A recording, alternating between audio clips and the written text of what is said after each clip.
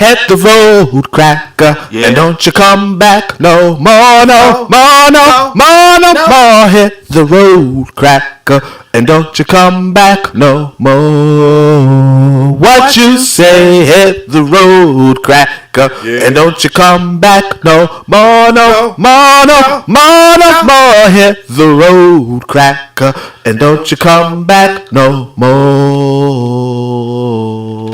Oh, only don't you treat me this way. I'll be back on my feet someday. I don't care if you do, cause it's understood. You ain't got no wisdom, you're just a no good. Well, I guess if you say so, I have to pack my things and go. That's right, hit the road, hit the road, hit the road, cracker, hit that road, hit that road, hit the road, hit that road, hit the road, cracker. Alright, anyway, before we get started, I want to remind you guys about the podcast network. Hello there, dear listener. We hope you're enjoying this lovely discussion. If you're not already aware, this show is part of a podcast network called KWAZ Radio. A Pan-African Nationalist and Garveyite network comes to showcasing the rich and varied thoughts of African people. We have an exciting lineup of shows that we think you'll enjoy, including the Victor Maxim Podcast. I think black people acquire too much buy-in. Like, we constantly have to sell black people on things that are beneficial to black people. The Pro-Black Perspective Podcast. I'm fearful that our people are not really studying how to get ahead, and we're kind of, continually staying behind. The Harsh Reality Podcast. It really don't matter. I think people so dumbed down, it wouldn't matter what you reveal to them. They still are in the matrix. They're in the simulation. They're going to keep doing what they did. They lemmings. So it really don't matter. The Learning Curve Podcast. Sexual access has ever been economically empowered by a sexual relationship is the wasp and his woman. The Cathedral Cheek Show. When we start rising up to fight for our own, I guarantee you they'll stop doing what they're doing. I guarantee you they would have let their brother go. They was waiting to see what black folks was going to do. Brother Bakari Podcast. Black people love to claim folks that hate them, right? They're slave masters, and they are ashamed of who they really are. The Forecast Radio. Like, if you pray to the same deity as, like, your enemy, and that God blesses your enemy more than you may want to reconsider who you're praying to, And Tanzan, African Mind. Because generally a welcoming of everyone. Sometimes to my consternation, I think that they should be less, welcoming. If you love our podcast network, we would be grateful if you could rate and review us on Apple Podcasts. Follow us on social media, like and subscribe to our YouTube channel, and check out our website at www.kwazradio.com for more information. Thank you for tuning in. And now, back to the program. All right. Tuning in. So what we're going to do today is we're going to read this interview by Anna Wamuyu Kabubi. Okay? This sister was a veteran of the Mau Mau. Okay? Mau Mau veteran. And we're just going to see her own words. Part of the reason why I'm doing this because I was searching for some information when I was researching for my book, and I came across an interesting quote of hers in regard to Kenyatta, and I thought to myself, this looks like an interesting conversation altogether. So, if nothing else, the Kenyatta part was interesting. So I'll read this, and we can just move on from there. So this is from the book. Let me just keep this page number. So this is page 88. Or 105, I don't know. Let's see. 88 of the book. This is the book Rethinking Mau Mau in Colonial Kenya by S.M. Shamsulalam. Okay? And by the way, you guys have access to this book if you have access to my PDF collection. I'm going to try to open this chat inside of the on my phone so I could check out the chat if it's active. But beyond that, what I'm going to say is...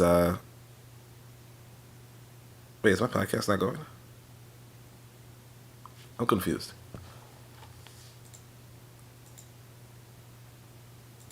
Am I not live? Hold on a second. Wait, can people hear me? That's random. Let's see. Give me 2 seconds. Hold on a second. I don't even know if I can be heard. I just clicked on the link and part of me feels like I can be heard. Okay, I don't know what's going on. Alright, so anyway, what I'm going to do is I'm just going to keep going until I find out that I can't be heard.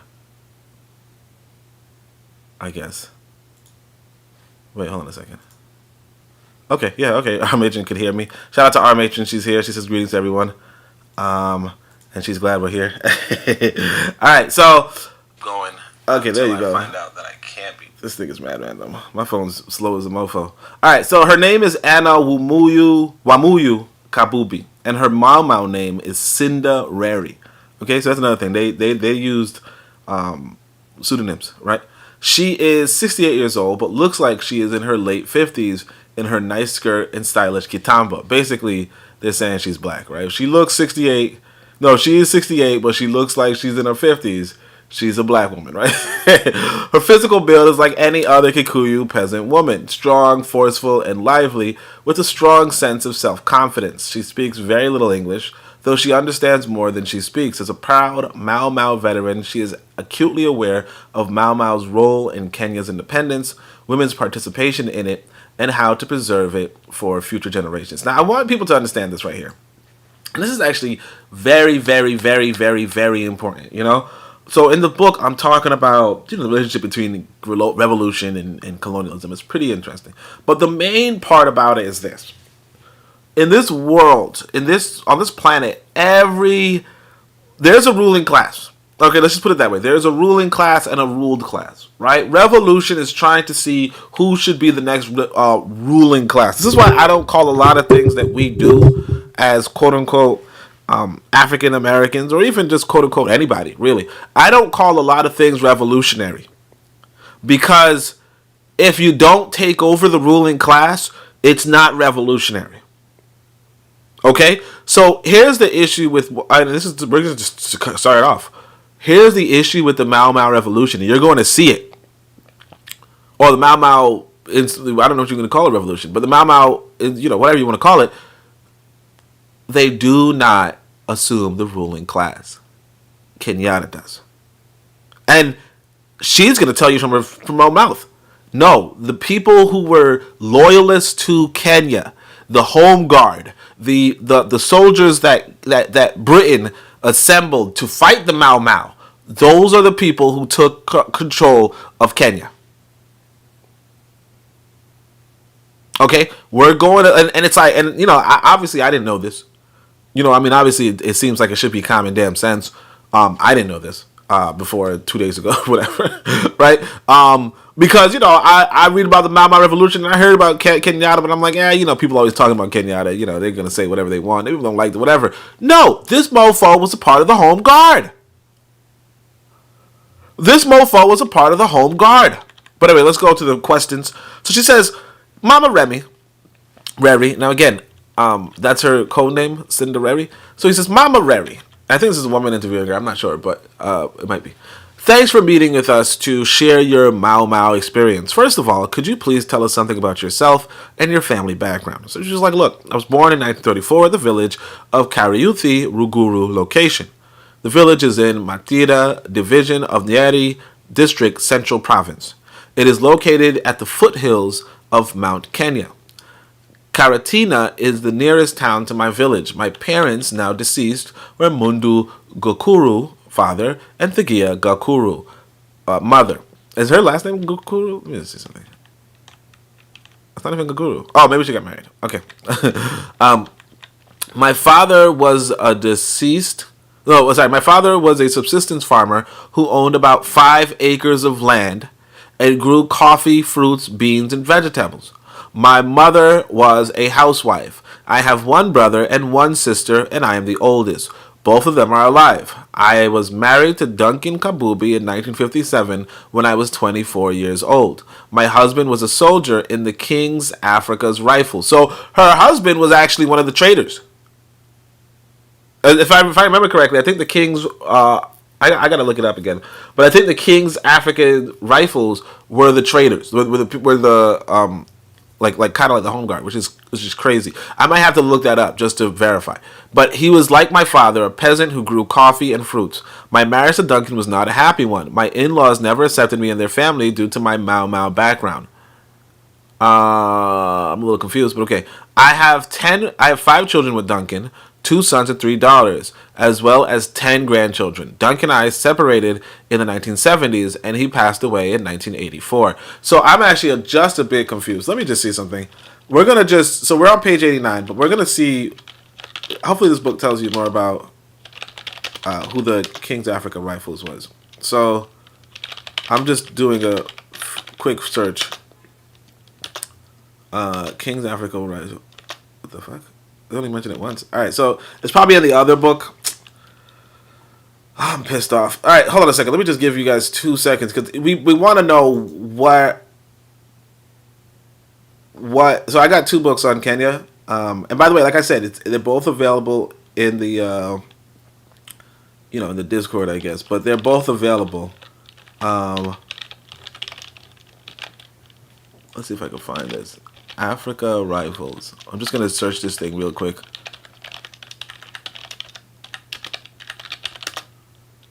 See if I can find it in this thing. Because if I'm not mistaken, these people, I mean, white folk, these Europeans, they, for some reason, it's not showing up. So I don't know. I don't remember what this was. Oh my gosh! Now I gotta look it up. Curiosity getting the better of me. Let's see. King's Africa Rifle. Was a Brit. Yeah, there you go. I don't want to. I guess I'll show you guys the page. But long story short, you check out YouTube or whatever. Not YouTube. Google. And it's like the King's African Rifle was a British colonial auxiliary force regiment raised from Britain's East African colonial colonies in 1902. Okay, so these were the foreigners. So the Home Guard were the the Kenyans that I don't know why it's not appearing in the search. That's kind of weird. But what the Kenyans that Europeans. I'll show you guys the page. Kofi's here. Greeting to Kofi. Let me see if I can show you guys the page. Where is it? For some reason this shit is just long. Oh, I see. I probably switched the screen. All right. Long story short, the King's Africa Rifle. Let's see. Is this it? Okay, good. So the King's Africa Rifle were basically this. They were the British colonial. They were basically other Africans from like East Africa who were used to suppress the Mau Mau. Okay? Now here's what's interesting. She says, see, the Mau Mau revolution is between 1952 and 1960. So her husband was actively fighting against the Mau Mau. Okay? Her husband were actively fighting, and her husband might have even been a foreigner. You see some of them, some of them, they're basically the people, the soldiers that the British used, to like they use they forced black on black violence. You know, they had the Uganda, Somali, Nyasa, so on and so forth. So this is how they kind of beat us, and her husband was a part of that crew of effing losers. You know, no disrespect, but anyway, so that's actually pretty surprising. And she married him during the Mau Mau Revolution, which is just kind of crazy, low key. Like, kind of, just a bit. So tell us something about your education. I went to school at Goramo Private School near my village in 1947. At 13, I was to be going to primary school. And so look, 1947, she was 13, I'm guessing. I'm guessing that's what she's saying. And I don't know. But like 10 years later, so she's getting married at 23. Okay, 24, yeah. All right. So she said it. My 13, I was going to primary school. I went until class 5. My education was disrupted by the advent of Mau Mau. The Christian missionaries ran the school. At that particular time, the independent school movement was also running a school nearby, and we had close contact with the students and teachers there. So you see, again, you have to go into a country, right, and make a school. You see, this is why, like, there's so much insight, there's so much you can learn from history. Okay, a lot of people say, oh, I learned history so not to repeat itself. Really, history repeats itself. What a lot of history does is it gives you game. You know what I mean? Like here's the thing. How do you know if a guy's a good fighter? Well, and I was just watching some animation that had fights in it. But how do you know if a guy's a good fighter? It's because he has a history of winning fights. Like the guy who has a history of winning fights, this is Anna Wamuyu Kabubi. So Kofi asked who was being interviewed or talking in the book. This is Anna Wamuyu Kabubi. She was a veteran. She was a Mau Mau veteran. So she's being interviewed, I don't know what year, but she's being interviewed when she's 68. And she was, I guess, 40 years after the revolution, because she was 24 when she got married, and she was married during the revolution to a fucking traitor, which is kind of crazy. But anyway, but here's the thing. White folk go to other countries, set up schools. Now, you set up schools too, that's fine, right? Because you see, we had the independent school, and it's a movement, whatever. But white folk go to your country, set up schools, and then you say, why is everybody thinking like white people? Well, what else do you expect them to think like? If you got, there's this white boy, he's famous for it. I don't know his name, but I know his idea. He's famous for telling us, hey, look, you can grab any child. He can take any child, and he can make them into anything. He says, I can make any kid a physicist. I can make any kid an engineer. He can make any kid a loser. That's what these white boys came to Africa to do. They made you losers. I mean, not just Christians, but losers. They took the worst parts of Christianity and taught you that.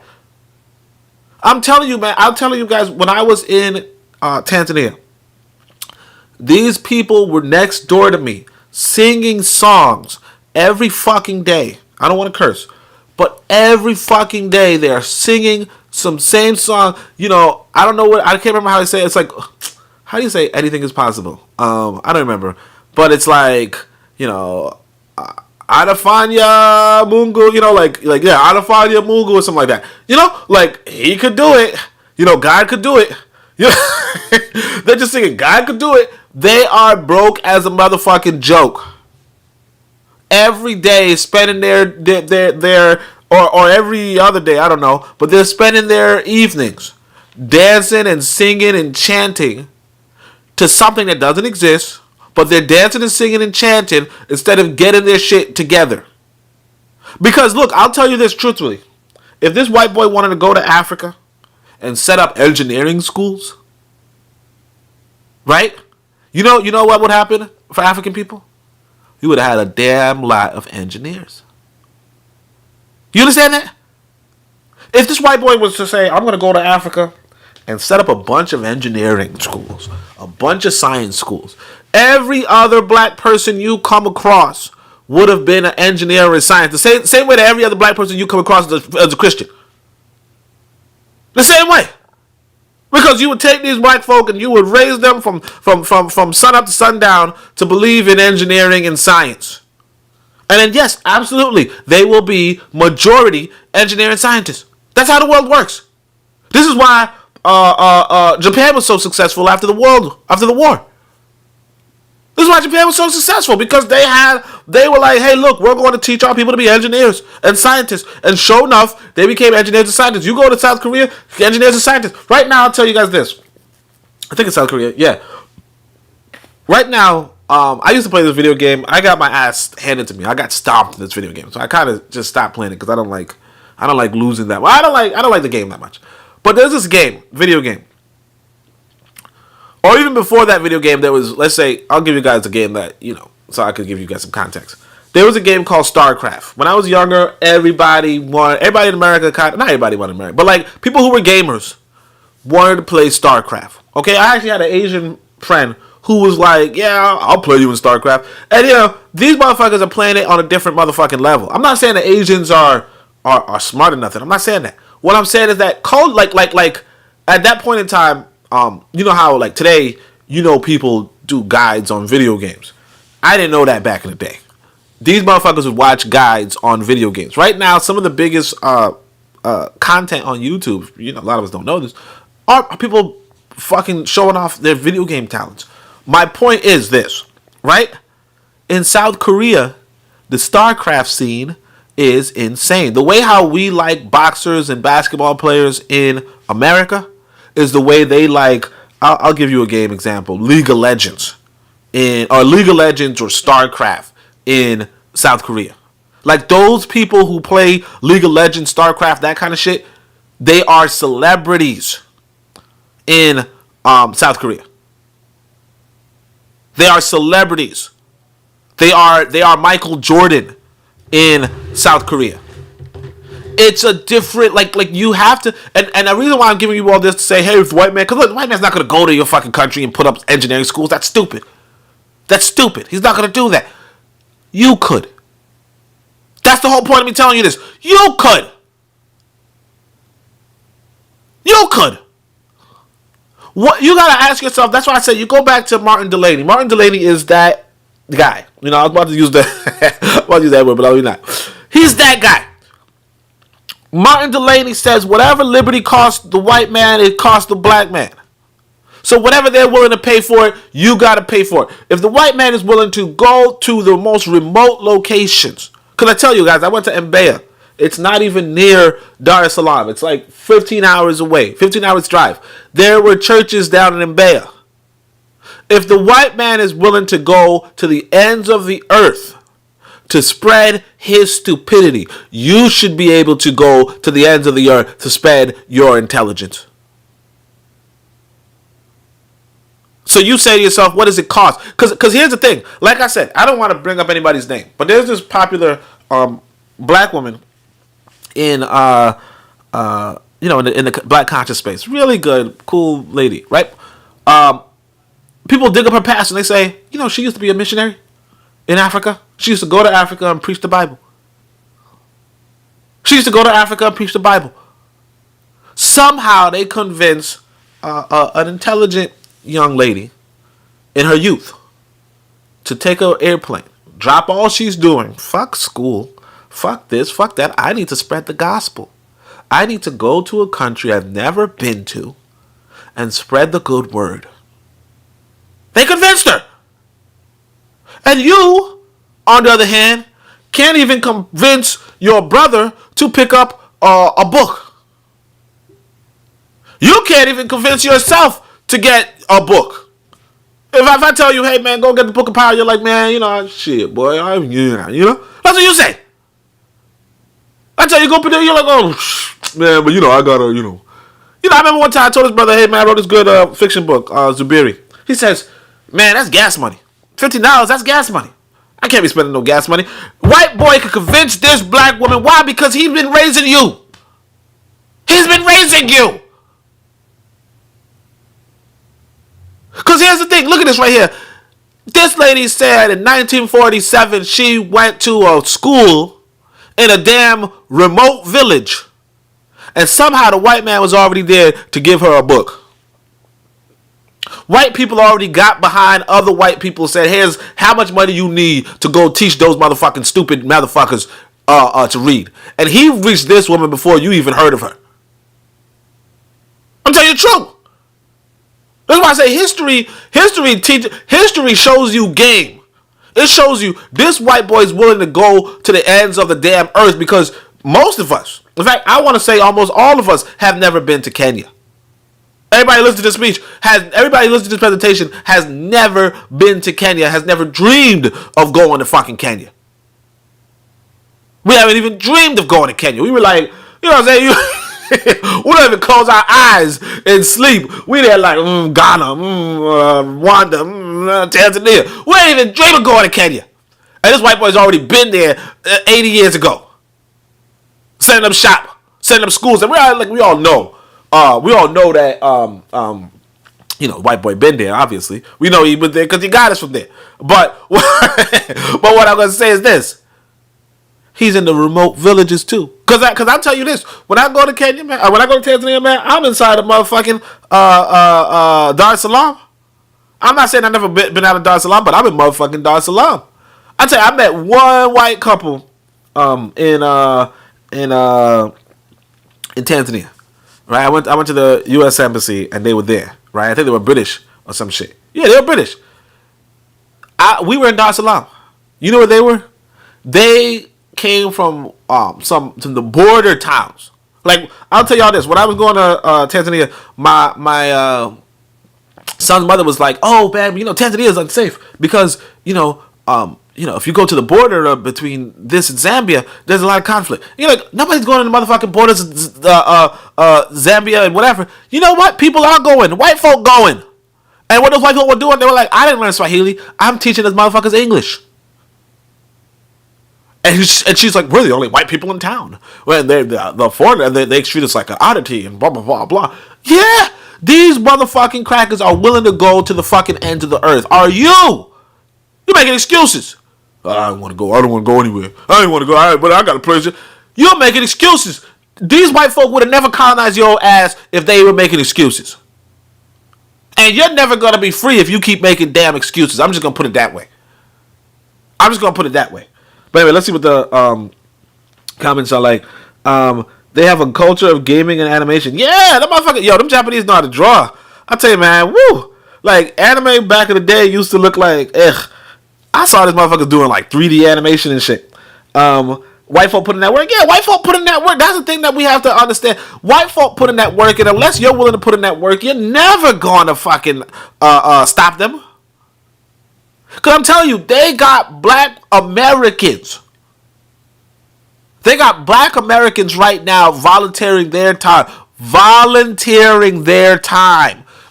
don't know if y'all heard what I said. I said the word volunteer. That's the V word. That's the word that you tell me V. You tell me the V word, and I'm like, yo, look, get the fuck out of my face. I ain't volunteering for shit. They got white folk volunteering to go to Africa with the full cognizance that, you know what, malaria can motherfucking kill you. Yellow fever can motherfucking kill you. And they're not going to the big advanced cities. No, they are going to remote ass villages. Remote ass villages where, I tell you, when I went to Mbeya, me and this woman went there, right? Beautiful Tanzanian sister. Okay? They're looking at her like she's a foreigner. She couldn't understand some of the words that they were saying sometimes. They didn't even speak Swahili. A lot of times. Well, I'm not saying a lot of times, but, in some places, in the villages, they don't speak Swahili. I can't remember the name of their ethnic group. It's considered one of the most beautiful ethnic groups on the planet, by the way. But either way, what I'm saying is this. I can't, they didn't speak Swahili. That's one. Two, they're looking at her like she's a damn anomaly. Why? Because they were all one ethnic group. Beautiful, dark-skinned women and men, right? Beautiful, dark-skinned, right? Like all that, right? Atypical for Dar es Salaam. But they had they had it. And what I'm saying is that even when we were driving through that place, right? We're going on a bike. I don't know if you guys saw my bike ride, but we are driving out of the main city, and we're driving for I want to say 30 minutes, and then we come across a group of motherfucking Christians singing. 30 minutes. No, so first off, And Bea was already 13 hours. No, sorry. Was it 13? Or maybe longer. I don't know. But maybe 13 or 20 hours outside of Dar es Salaam. Long ass bus ride. And then on top of that, you go to another bus ride outside of the main city. Will take you another 3 hours. And on top of that, you get on a motorbike and you drive for 40 damn minutes, right? And guess who's there? A motherfucking church. If I wanted to find, let's say if I was a fan of Amos Wilson, if I wanted to find the Amos Wilson School of Sociology, no, the Amos Wilson School of Psychology, you know how far I would have to go to find that shit? You know how far I would have to go? I will never find that shit. Never. Not because I'm not, because it's so damn far. It's because it don't exist. It does not exist.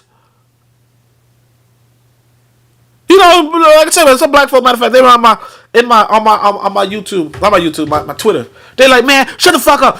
Francis Chris Wells is the best. Francis Chris Wells. Y'all never devoted not even one school to Francis Chris Wells. Not one. So if I wanted to find Francis Chris Wells' book inside of Africa, I will not find it. I don't want to say Africa in total, but let's say if I go to the remote village in Benin, I could find a Bible.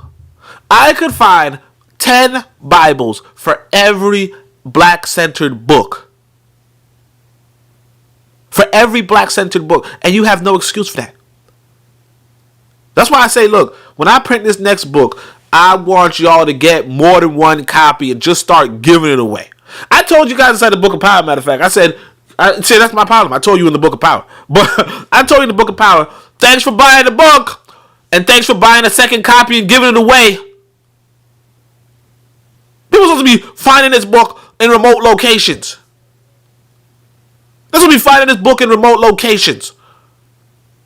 You're supposed to have a copy of the book and leave it on a table somewhere. Leave it on a table or leave it with somebody somewhere. I don't know. Maybe they might throw it away if they leave it on the table. But you're supposed to be having copies of the book and leaving it somewhere. Y'all don't do that.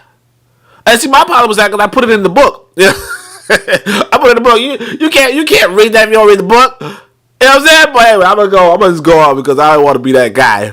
I don't want to be that guy. So, she's like, yeah, we had contact with the other class. Oh, kids and shit, man. What was your initial contact experience with white people? Now, again, whites are not from Tanzania. They're not from Tanzania.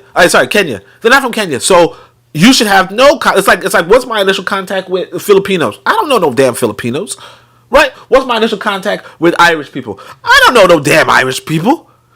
Of course, I'm in New York, which is kind of, whatever. But it's like, what's your initial contact? Like, I don't know these, matter of fact, when I was in university, I met somebody from Sri Lanka. I met somebody from Sri Lanka. This is the first time I ever heard of this motherfucker. Sri Lanka. There's a lot of places you ain't never even gonna meet nobody. Because New York's a little more international, so I did know an Afghani in high school. I did know a Sri Lankan in grad school, but generally speaking, most people would be Caribbean or sometimes I didn't even know Midwestern white folk. Real talk, because I'm not in the Midwest. But anyway, I'm not gonna know Midwest white folk. But anyway, let's see. Until I went to college in the Midwest. Let's see. Tyler Solomon's here. Tyler says peace. You already know. You missed my song. I'm practicing singing now. All right, so what's your initial contact experience with whites? My family was quite removed from the white community. We did not live like the white community. They have a motherfucking community there. And this is what I'm trying to tell you. You should have a community in Africa. But anyway, I don't want to say that in that way. Because I know some people think we should have a community of just us. Nah, fuck that shit. Kill that noise. So I don't want to say that. But for this next book, we're talking about a new philosophy. That new philosophy should have a community. I'll put it that way. My family was quite removed from the white community. We did not live on alienated white-owned land as squatters. The white folk got land as squatters. My father had very small amount of land, and this land was not alienated. But we were quite aware of white rule in Kenya and how it affected ordinary Kenyans. We lived in constant fear that we might be relocated. At this particular time, a large number of Ngang Maasai were relocated in Laikipia area where I was growing up. Okay. So the Maasai were relocated. This relocation of Maasai made them suffer greatly, and they experienced a huge cultural dislocation. We all observed this firsthand. We were scared and always lived with fear that we might be relocated like the Ngong Maasai to a faraway place. That fear was my first experience with colonialism and perhaps the first phase of my political education. As I mentioned before, my father owned a little land, so land alienation was not a threat, but the fear of relocation was overwhelming for a little girl. So again, these white folk come through and relocate you. And I'm not saying you should do that. I'm just saying that I'm just telling you what an IS was, right? Or WAS was. Anyway, so Mama, could you please tell us something about your early political education? As I mentioned earlier, my initial political awareness was the fear of relocation, and while I was going to school, we maintained close contact with an independent school. At that time, the independent school was an important political site, but the most important person who influenced my political awareness was Gakara wa Wanjao. He was a traveling agitator of sorts. At the time, he was editing an important Kikuyu journal. I was 16 years old when I first met Gakara. We discussed the colonialism, somewhat focusing on South Africa. I remember a hymn that at the time my friends and me would sing. So again, you got to be a traveling agitator. That's what I am. So that's what I am. I'm a traveling agitator. I'm gonna put that on my. I might put that on my business card. But that's sometimes what you got to be. If you're really about, because you got to see this. This woman right here is a Mau insurrectionist. Okay, we could call it revolution, except for that they didn't win. But we could call it revolution. She was a revolutionary. You know, not one of them bullshit revolutionaries that a lot of us be. You know, oh man, you know this author right here, he's a fucking revolutionary. What government he changed? What government he changed? I don't know. Oh yeah, what government did he change? Right, but these people right here, they kicked the British out. She hid in the forest, as far as I can tell. She hid in the forest and shot the motherfucking Brits dead. Okay? She put her life on the fucking line. And partly why? She's telling you, hey, look, they set up independent schools. I didn't go to one, but they set it up. We were in close contact. And one of the instructors there was a traveling agitator. He was writing journals, hint, hint, books, all that type of shit. Okay? We discussed colonialism. We discussed Big Ting. Okay? She said it, not me. Right? I don't say Big Ting. That's fucking weird, man. Let's see what the comments are. An abundance of blessings. Tyler's being creative. She says, I dreamed last night that Kikuyu and Mumbi, traditional Kikuyu god, were in chains in front of a big ocean, and a big ship is slowly approaching to take the visitor home, and Kikuyu and Mumbi are finally free. So he's like, look, and this is a different thing that, like I said, the Christian song, I heard them with my own two ears because they were so fucking loud, and it's like, shut the fuck up. They were singing songs like, anything is possible with Jesus. Anything is possible with Jesus. Now, they're saying in Swahili, so I can't remember how to say that. For some reason, I can't remember.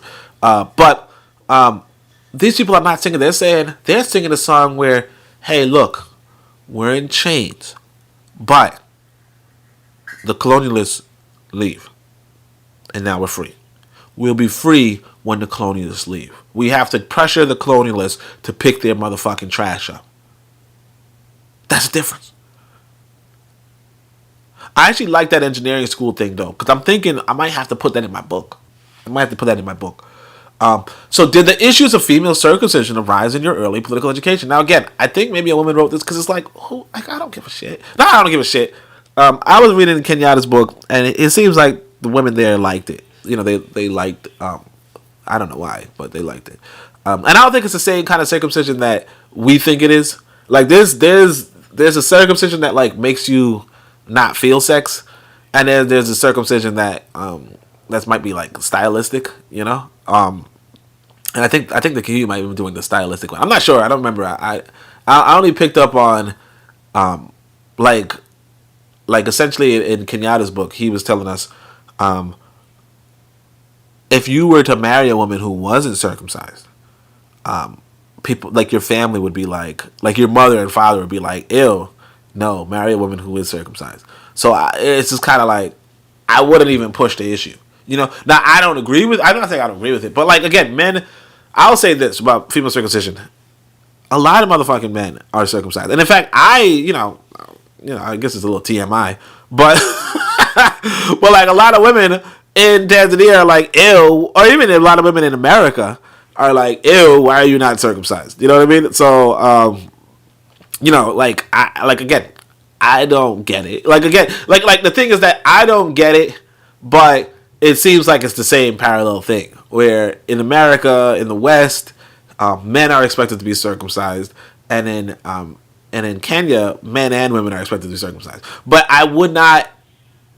But like essentially, there's the Arab version of circumcision, and there's the Kenyan version of circumcision. The Arab version of circumcision is cut off the woman's clit or some shit. You know what I mean? I don't think that's the same with the Kenyan. Like I don't know, but I don't think it's the same. But that's like pretty much the thing. I know that's a little bit TMI. I see motherfuckers is like, yo, TMI, bro. Nobody wants to know about your motherfucking, you know. But some of y'all just got snipped, and y'all just mad. Hey, let's see. Tyler says Natasha Shakur is the real deal, but Angela Davis is an academic of and for the system. She gets accolades and held out as a member of the BPP. Yeah, exactly. Beware of those who get accolades and acceptance from the system. Yeah, I mean that's the thing.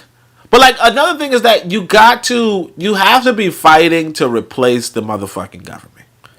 You have to be fighting to replace the motherfucking government. And the trouble with this, the trouble with us is that we sometimes don't understand you have to replace the government. Because with the Mau Mau, okay, they do not replace the government. They don't. Now, what you got to realize, again, what I tell people, I say it all the time, and in fact, it's not my quote, but it's a quote that I really like, and I've repeated it several times in my next book, but it's, war doesn't determine who is right, war determines who is left. Okay? War doesn't determine, there is a universe. Now, again, there's no multiverses, I'm just being expressive, but there, I'm just going to tell you right now, but there is a universe where Toussaint Louverture wins the Haitian Revolution, and that's it. France and Haiti remains a colony of France. Okay? Because war doesn't determine who is right. Toussaint was not the right person. And in fact, like I tell you guys, I was reading about the revolution. At some point, Leclerc, okay? Leclerc is the general for the French. At some point, he convinces several of the Haitian generals to fight on his behalf. Okay? Including Dessalines and another guy. Poincaré or Henry Christophe, right? Including Henry and Christophe and Dessalines are fighting for the French at some point. You know, I think maybe because Toussaint was fighting for the French and therefore they had to, follow Toussaint. And so they're fighting. They send Christophe and Dessalines to fight against what they call the Congos, right? So there was a group of African warriors in the Haitian Revolution who were fighting for the quote-unquote, who were fighting and they're like, no, we're not going to side with the fucking French at all. And then Dessalines and Christophe have to fight against them. And I know some of you guys are like, what the fuck are you talking about, man? You just made that shit up.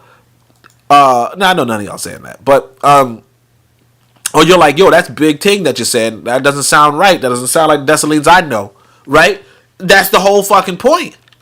War is, like some people say war is hell. Okay, I'm going to try to find this quote for you guys because I think that's pretty interesting. And I know some of you are like, hey, Oni, I just want you to read the damn thing. Why are you, blah, blah, blah. Why can't I find this shit? I guess they weren't called the Congos. It's so hard to find because like I said, sometimes you're researching for this book. So this is another book. This is one of those fundamental books that obviously I read it a long time ago. I don't know if I could reread it, although maybe I should because I'm a little bit. I know a little bit more now today than I did before. For some reason I can't even switch screens though. Okay, here. So what I'm going to do is I'm going to try to find this really quickly because this is Black Jacobin. So I read this a long time ago, like maybe like 10, 20 years ago. All the N-words, when they see an army, will lay down their arms. They will be too happy that we pardon them. Okay, so I'm gonna see it because the thing is that the problem with searching Leclerc is that there's so many times that you see Leclerc that it's like it's kind of fruitless. I'm trying to find because I can't remember what they called them. I don't think it was. I looked up Congo and I didn't see it. So it's like I don't know how to find. But it's like I was just kind of surprised because I'm like, why in the world? Because I just kind of skipped ahead. So I'm just like, why in the world are Dessalines and them? Let me see. Is this it? Waving his arms, Boudet. Then encourage, regard. No. Maybe not. That's what I'm saying. See, Leclerc is too misguided. Chiefs to Saad paid no attention. I'm trying to find out where it says this. The superb, blah, blah, blah, blah. French had the initiative. But basically, at some point, like a lot of people are going to die. And so that's why I said, war, like they say, war is hell. Like you don't know how it's going to go until it's finished. A lot of times, black folk might have been on the victory party, and then they suddenly on the losing party. Or a lot of times, you have to turn against your own brother or sister. And sometimes you're not even right. I wish I could find it. I'm kind of low key mad, but it's like you see they mentioned Leclerc so many times that it's like, let's see, Christophe defeated once again. Christophe was this live Christophe. I'm pretty sure Christophe was there. Blah,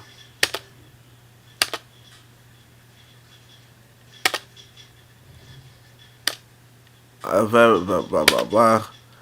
I don't remember the name of the freaking military. Was it Congos? It was something. They named themselves after somewhere in Africa or something.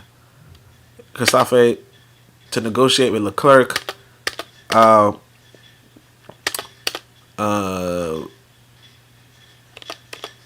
think this is pretty important. I know. See, because this is a book I can't read for you guys because it's too damn big. But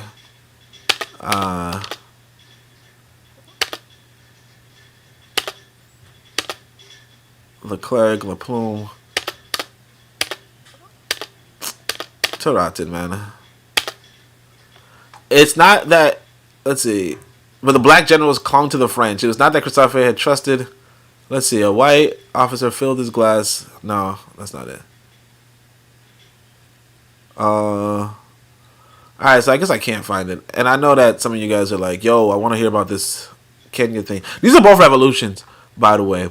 But see, the difference is this one actually takes over the government. Now, at the end of the Mau Mau, they do get the government. The Mau Mau don't get it. But the other people do. I'm trying to find this stupid shit, though. Rochambeau. Yeah, so I think it was like after Rochambeau. It might be around here. Fucking Rochambeau is a fucking monster. But like, essentially, they had them fighting the. I wish you guys. So, any of y'all know the page? Any of y'all know the page or the story? Ex-slaves of San Domingo. I wish it was the Congo. I should look up Congo. Fuck. Yeah, all right. I'm losing too much rhythm. Let me see if I can do Congo with the K. Nope. Fuck. Alright, let's see Africa. Nope. There's too many things with Africa in it. Not Africa, part of Africa. Anyway, so the point of the story, though, I wish I could find it, but I guess I can't. The point of the story is that... Oh, yeah, Garvey over here. The point of the story is that... wow, this is actually a pretty interesting quote where they say... the king of Swaziland told Mrs. Marcus Garvey that he knew the name of only 2 black men in the Western world. Jack Johnson, the boxer who defeated the white man Jim Jeffries, and Marcus Garvey. And then, Jomo Kenyatta had related to the writer how 1921 Kenyan nationalists, unable to read, would gather around and read Garvey's Negro World. Which is, again, ironic. Like, it's just kind of weird. It's low-key weird, but it is what it is, right? Because we're going to see more about him. But we'll have to come back to that, or maybe not come back to it. I don't know. and just come back to this issue, come back to this book. I really wanted to, be like, look at that shit, but I guess I can't because it's hard to tell. Let me see what the comments are. No comments. All right, so female revolution was a political issue. Politicization of this issue is most unfortunate, and I will not allow. Oh, sorry. To me, this is not an issue. The politicians who are the enemy of the Kikuyu politicized it. It is designed to create a rift among the Kikuyu. Before the outbreak of the Mama Revolt, female circumcision was not a political issue. Politicization of this issue is most unfortunate, and I will not allow my daughters to go through it. Okay? So, I don't know if she said she's not allow her daughters to go through politicization, circumcision, or it was a politicization. But that's pretty much it. It's like imagine somebody coming to the West, and I'll do this tangent while I'm looking for what the name of the people were, right? But imagine people in the West making a political issue of men getting circumcised. Like being like, you see, men are treated so poorly because they get circumcised, and it's like no one really gives a shit. You know what I mean? Like no one seriously gives a shit about men being circumcised or not, even if they're circumcised as babies. Like you really couldn't make it a political issue, or no, well you could. That's the problem. The point is that you could, but it's just so weird to think about it. Yeah, they were called Congo. I don't know what the fuck is going on. Why can't I find this stupid thing? I'm looking at this other page, and it's like Dessalines was referred to as Congo. Oh no. I can't remember what they were called. I feel like I'm forgetting something. But anyway, yeah, it's just kind of random to make a political issue out of thing. Now it could just be the search engine is just not working.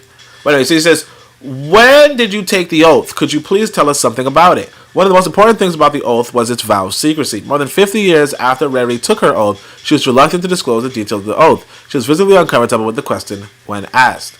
When Kenyatta returned home from London in 1946, there were many political activities taking place.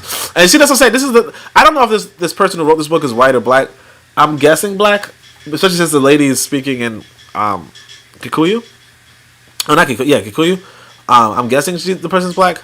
Actually, let me just double check that. So we're on page 90. I'm gonna just double check if this person is even black. I don't know. Like you don't even know what their name is. They got like an Arab name or some shit, but they don't even have a fucking name. Like what the fuck is their name? SM. Like they don't have a fucking name. Like what's going on? All right, they just keep going. I just keep seeing SM Shamsul. So I'm just gonna it's like over and over again. It's like, nah, my name is SM. Okay, you don't have a fucking name. You don't have it looks like they might be an Arab. But let's see. I'm gonna look for the image of this person. I can't tell, but it might be Arab or Indian. Like other people with this name, yeah, I don't know. It could be that it's an Arab or Indian.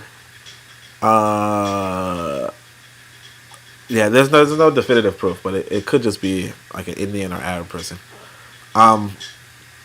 Because there's no way to find it. Like the name is SM is just not a real name, so you can't really find it.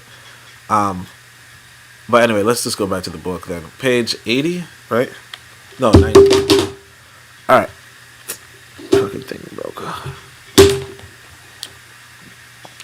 All right, so he says, look, when Kenyatta returned home from London in 1946, there were many political activities taking place, and lots of people were taking the oath, right? I took the oath in 1948. So she took the oath, the Mau Mau oath, in 1948, and yet she married some dude in 1957 during the fucking height of the revolt, right? Whatever. I took oath in 1948 and was among the first group of people who took oath. In my group, there were many girls who took the oath. That was essentially a KAU, Kenya African Union oath. It was not a call for arms oath. The main objective of the oath was to recruit other girls into the movement and get them to take the oath. It was to create a political consciousness. The oath was administered differently based on what specific role an individual was assigned to play in that movement. My role was to recruit girls for the movement. So they had they allowed their girls to recruit other girls. Okay, let's keep going. Mama, in your opinion, what is the real objective or aim of the oath? I understand the whole topic of the oath is very controversial, and colonialists tried to belittle the Mau Mau movement by using the oath as a weapon. But to me, the oath was very important for the movement. It was meant to bind people together around a political cause. It was a binding force to create a sense of solidarity and friendship among the people. So again, and again, white folk have oaths all the time. If you go to a fraternity, you probably have to take an oath. And again, I don't know because I don't do the fraternity shit, but it's like, whatever.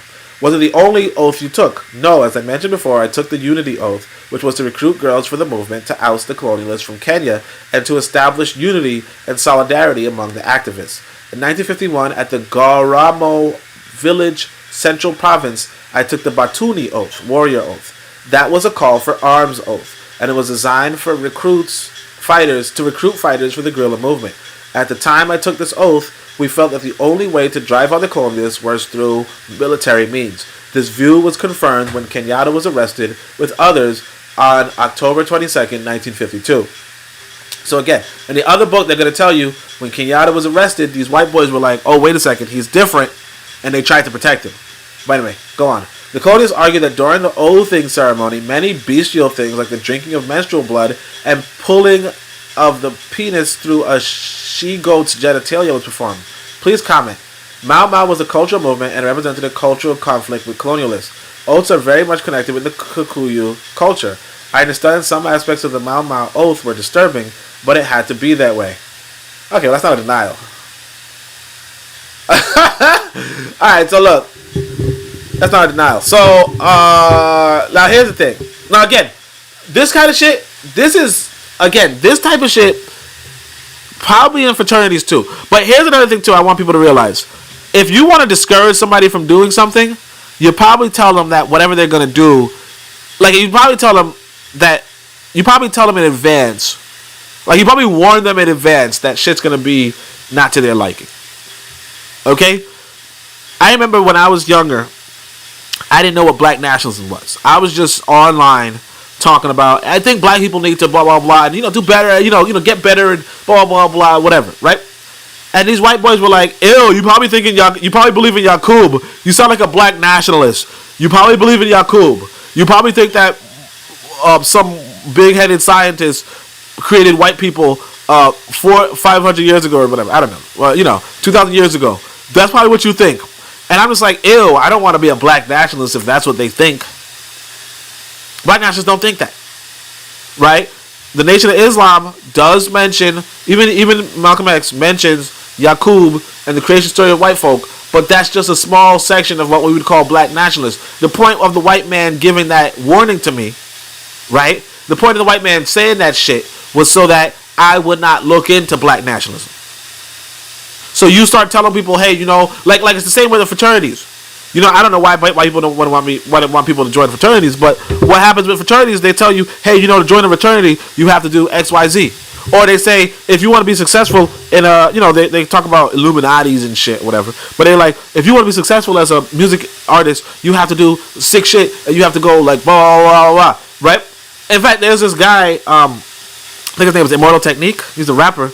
And one of his songs, I don't know if I remember it correctly, but one of his songs is about, I don't know if it's the Boule or some shit, but it's about people meeting up at some secret location, annually. Like rich people, the elites meeting up at a secret location annually and doing a whole bunch of fuck shit that you're not interested in. Right? Or even, I think Immortal Technique had another song where he was talking about some guy trying to get initiated into a gang. In order to get initiated into a gang, he had to, sexually assault a woman. Right? Rape a woman, I guess. Right? And at the end of the song, you find out that the woman he stalks and rapes was his mother. And so I think he jumps off of a building or some shit. Right? I know, spoiler alert. But, and I listen to Immortal Technique. I just happened to come by those two songs. But my point is that, people will tell you, hey, in order to be initiated into something, you got to do something uncomfortable. Right? It's not going to be something that, like, sometimes, like, that's another thing, too. Like, you have to be, no pun intended, balls deep in whatever the fuck you're committed to. Because the reality is this, that if you don't hold people accountable, if you don't have nothing, no leverage over another person, right? They don't have to be committed to whatever the fuck they say they're committed to. When I used to go to meetings, right, there was a sister there, right? Beautiful looking woman. Like, beautiful in the face, right? Beautiful looking woman. 5 years later, I bump into her, and sure enough, she's like on some date with some white boy. Why is she on a date? And I'm talking to her, and she's like, I just get so lonely, you know? And I'm just like, you know, part of me is like, you know, she was beautiful, but, you know, the time I knew her, I was married, so I didn't really, like, you know, try nothing with her. And I was thinking, you know, maybe I could try something with her this time, but it's like, no, she's been with a white man recently. You know what I mean? So it's just like, I can't. But my point being, if you don't have any sort of leverage over people, if you're not paying the bills, if you're not, or whatever, if you're not keeping them alive, right?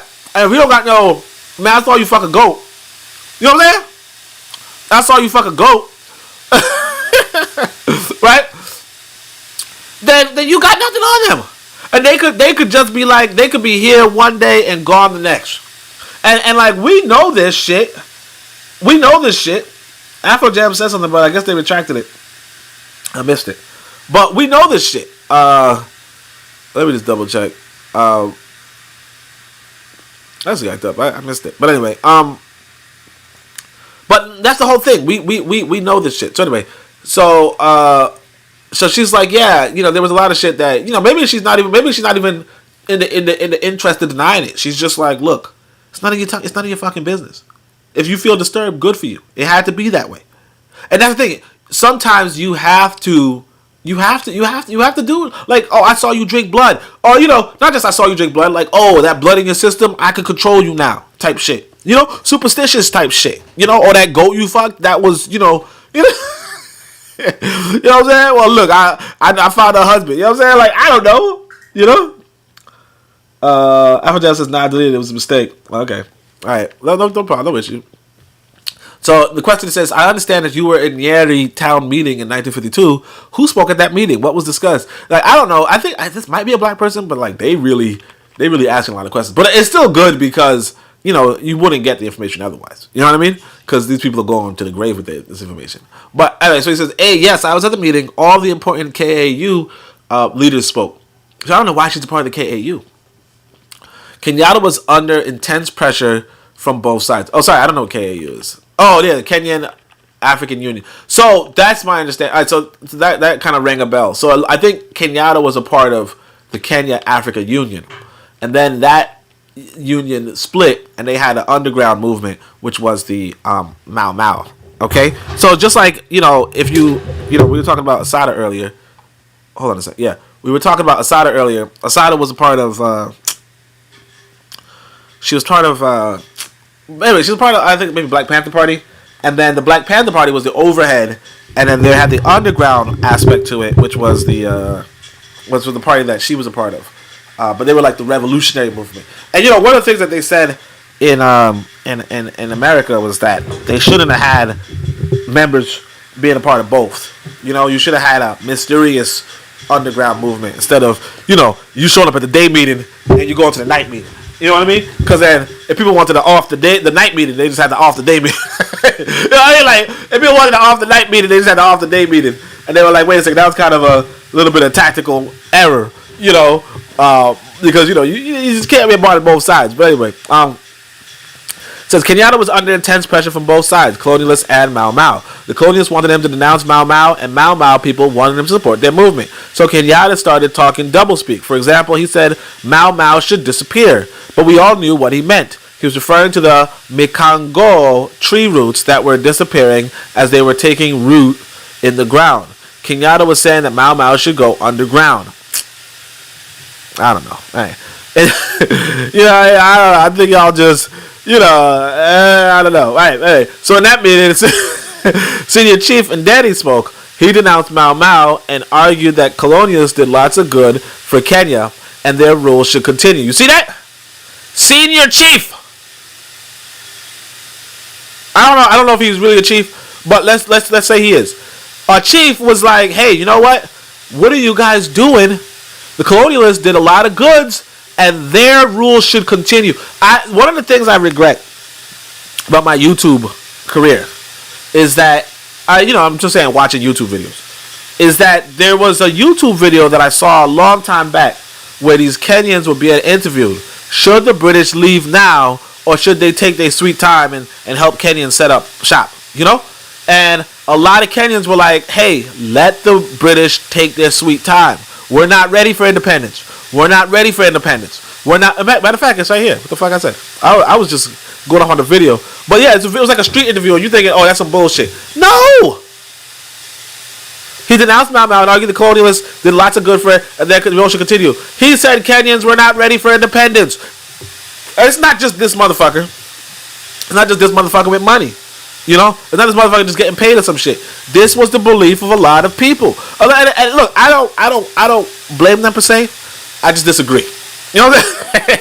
I don't blame them. I just disagree. But we were angry with Senior Chief and Daddy, and violence erupted in the meeting. Soon after the meeting, the Senior Chief was murdered by the Mau Mau. To celebrate his demise, we composed the following song.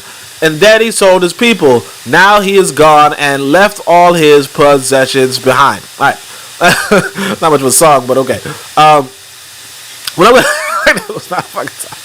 But yeah, and that's the thing too, man. You gotta understand, violence is so instrumental to the human experience, and a lot of us don't understand it.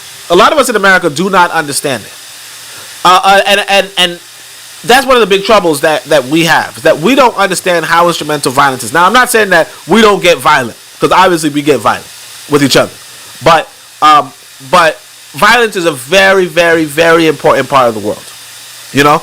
And you go to like I said, one of the books that I think every African American should read is Carter G. Woodson's Miseducation of the Negro, because at one point he says, look, you know what, the world is in awe at how docile black Americans are when it comes to white folk. They are in awe at how white America, like it's the eighth wonder of the world, they say, getting these African people to be docile. Because you see this shit, they have, like, basically they had their Candace Owens. Okay, Chief and Daddy was their Candace Owens. Chief and Daddy was their, I don't remember the other guy's name. You guys knew who I'm talking about. That was their guy. And soon after the meeting, not like, oh, after the meeting, you know, 5 years later, 10 years later, he's running his mouth off 10 years later. No, they're saying soon after the meeting, these motherfuckers murdered him and made a song about it.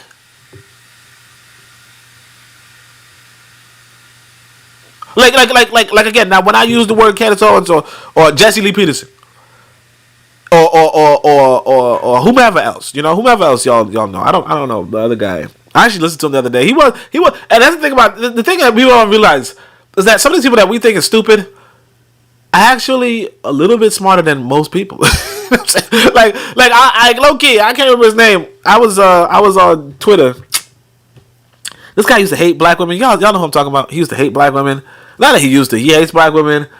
Tommy Sotomayor, right? Tommy Sotomayor was on the fucking panel, and I listened to this guy speak. And although he do sound like a BAN, I ain't gonna hold you, but this dude was smarter than the other people in the room. He was smart.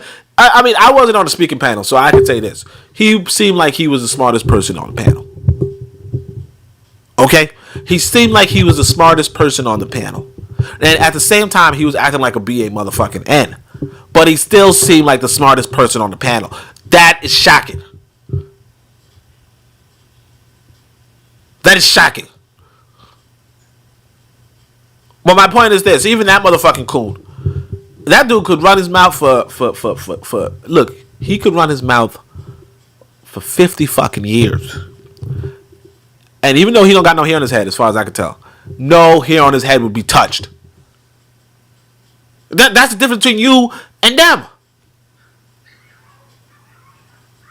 When you run your mouth, and the thing is this, like I said, I don't know if Kenya was ready for independence, blah, blah, blah, blah. Because some people say, no, they weren't. Whatever. My point is this. He's not even saying the worst thing on the planet. I mean, he is. All right, he is saying a pretty bad thing. But soon after the meeting, like, dude's not running his mouth for 15 years, 20 years, some dumb shit like that. But see, this is the thing that you got to realize too. These motherfuckers didn't play. This is why, Like, this is why they tried to suppress them, obviously. This is a historical record to prove that Dedan Kimathi... No, there's a historical record to prove that Dedan Kimathi was in that meeting. Did he speak in that meeting? Can you recall what he said? Can you evaluate what Kenyatta and Kimathi said? I do not know whether Dedan Kimathi was there or not, but Stanley Mathenge was there. In their speech, both Kenyatta and Mathenge supported Mau Mau. So again, I think she's capping it, because she just said he told the Mau Mau to go underground. But, like, yeah, you should go underground still, but, you know. No, he told him to disappear. She read it as maybe he meant go. Nah, he motherfucker said disappear. He was on that time too. But what did you do after your 1951 oath? After the oath, I took a maid's job in a white settler's house in Ndarangwa. See, again, these motherfuckers. She was spook who sat by the door. You see what I'm saying? Like you got to give this sister props. I mean, I don't know. She went a little too far with it, right? She went a little too far with it in the sense of she done married a motherfucking Kingsguard and had 5 kids with him. Yo, she's like, like low key, that's badass. I ain't gonna hold you. I don't know if it's badass or stupid, honestly, but low key, that's badass. If it's badass, it is motherfucking badass. That is, you know, shit. That's goat. Like, you know what I'm saying? Like, goat ass. I don't know. That's the double entendre right there. But like, I don't know how to say badass without sounding like you know. Like, I would say it's like a flat ass or some shit. You know, it's badass. But anyway, what do you do after your 1951 oath? So she's like, I took a maid's job in a white settler house in Ndarangwa. By the way, I might pronounce most of these things wrong, but this is how you're supposed to pronounce Swahili words, like very literally. So it's, you know, Ndarangwa. Okay? It's not, you know, like that's it. So I obviously they're not speaking Swahili. So they're speaking Kikuyu, so it might have a different form of pronunciation. But I'm going to try, you know, throughout this to pronounce everything like how a Swahili person would pronounce it, okay? Although they might, you know, Mau, you know? I'm not going to do that, but, you know, or whatever. But, or they might pronounce it, you know, whatever. But I'm just going to, you know, like, don't worry about that. The Mau Mau leadership put me there. See what I'm saying? And it's all that shit, man. I'm telling you, man, these motherfuckers are on a different motherfucking level. Like, this is why I get frustrated with... quote unquote, you know, Black American scholars. They are not on this level. They are not on this level. You know what I'm saying? The Mau Mau leadership put me there. I have a quote inside the Book of Power where I say, look, where is your general? Where is your, you know, whatever. If you are a part of, you know, if you're a revolutionary, if you're whatever, if you're in the army, if you're in the military, you're military-minded, whatever, where is your fucking leadership? Who's giving you orders? Because if you're not getting orders, if you're just doing everything on your own, you're not going to be fucking successful. That's one. And two, like we don't even know if you're going to be on, like, we don't know what you're doing. She gets a job in the white boy's house. Because her leadership told her to. You get a job in your white boy's house and you Yo, where's my man Trigger Happy, man? We were talking about this yesterday. So we were talking about this yesterday on Shoot the Breeze, where I think the question was Koku played a video by like talking about this Israeli woman who. She wasn't even a journalist. She was an IDF fucking soldier, like an IDF intelligence agent for their Marine, or not Marines, for their Navy, right, or Air Force, I think. And she ended up in a New York Times gig. She ended up doing a New York Times gig, and she and some other person made up stories of how, you know, October, you know, how I don't want to say the date, low key, but how these you know, allegedly Hamas was raping. Black women, I mean, not black women, sorry. I'm just so used to saying black women, right? How raping Israeli women. Okay? And she made up the whole fucking story. But she somehow infiltrated, blah, blah, blah, blah. She had orders. And so I was asking the question. I was like, okay, well, if these white folk could do it, why can't black people do it? And I think it was my brother Trigger Happy. He said, well, in order for us to do that, we need to have statecraft. We need to have a motherfucking state. But here's the thing about this. These motherfuckers in Mau Mau, they don't even have a state at this point. They're just an organization at this point. Now, maybe you could say they're a state in the sense of they're Kikuyu people, sure. But my point is this. These motherfuckers had organization to the point where they even told this woman, hey, look, You're a woman. What I want you to do is I want you to pretend to be a fucking maid. Okay? Now, maid's a good job.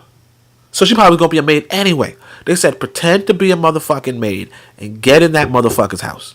And just work for him. You know what I mean?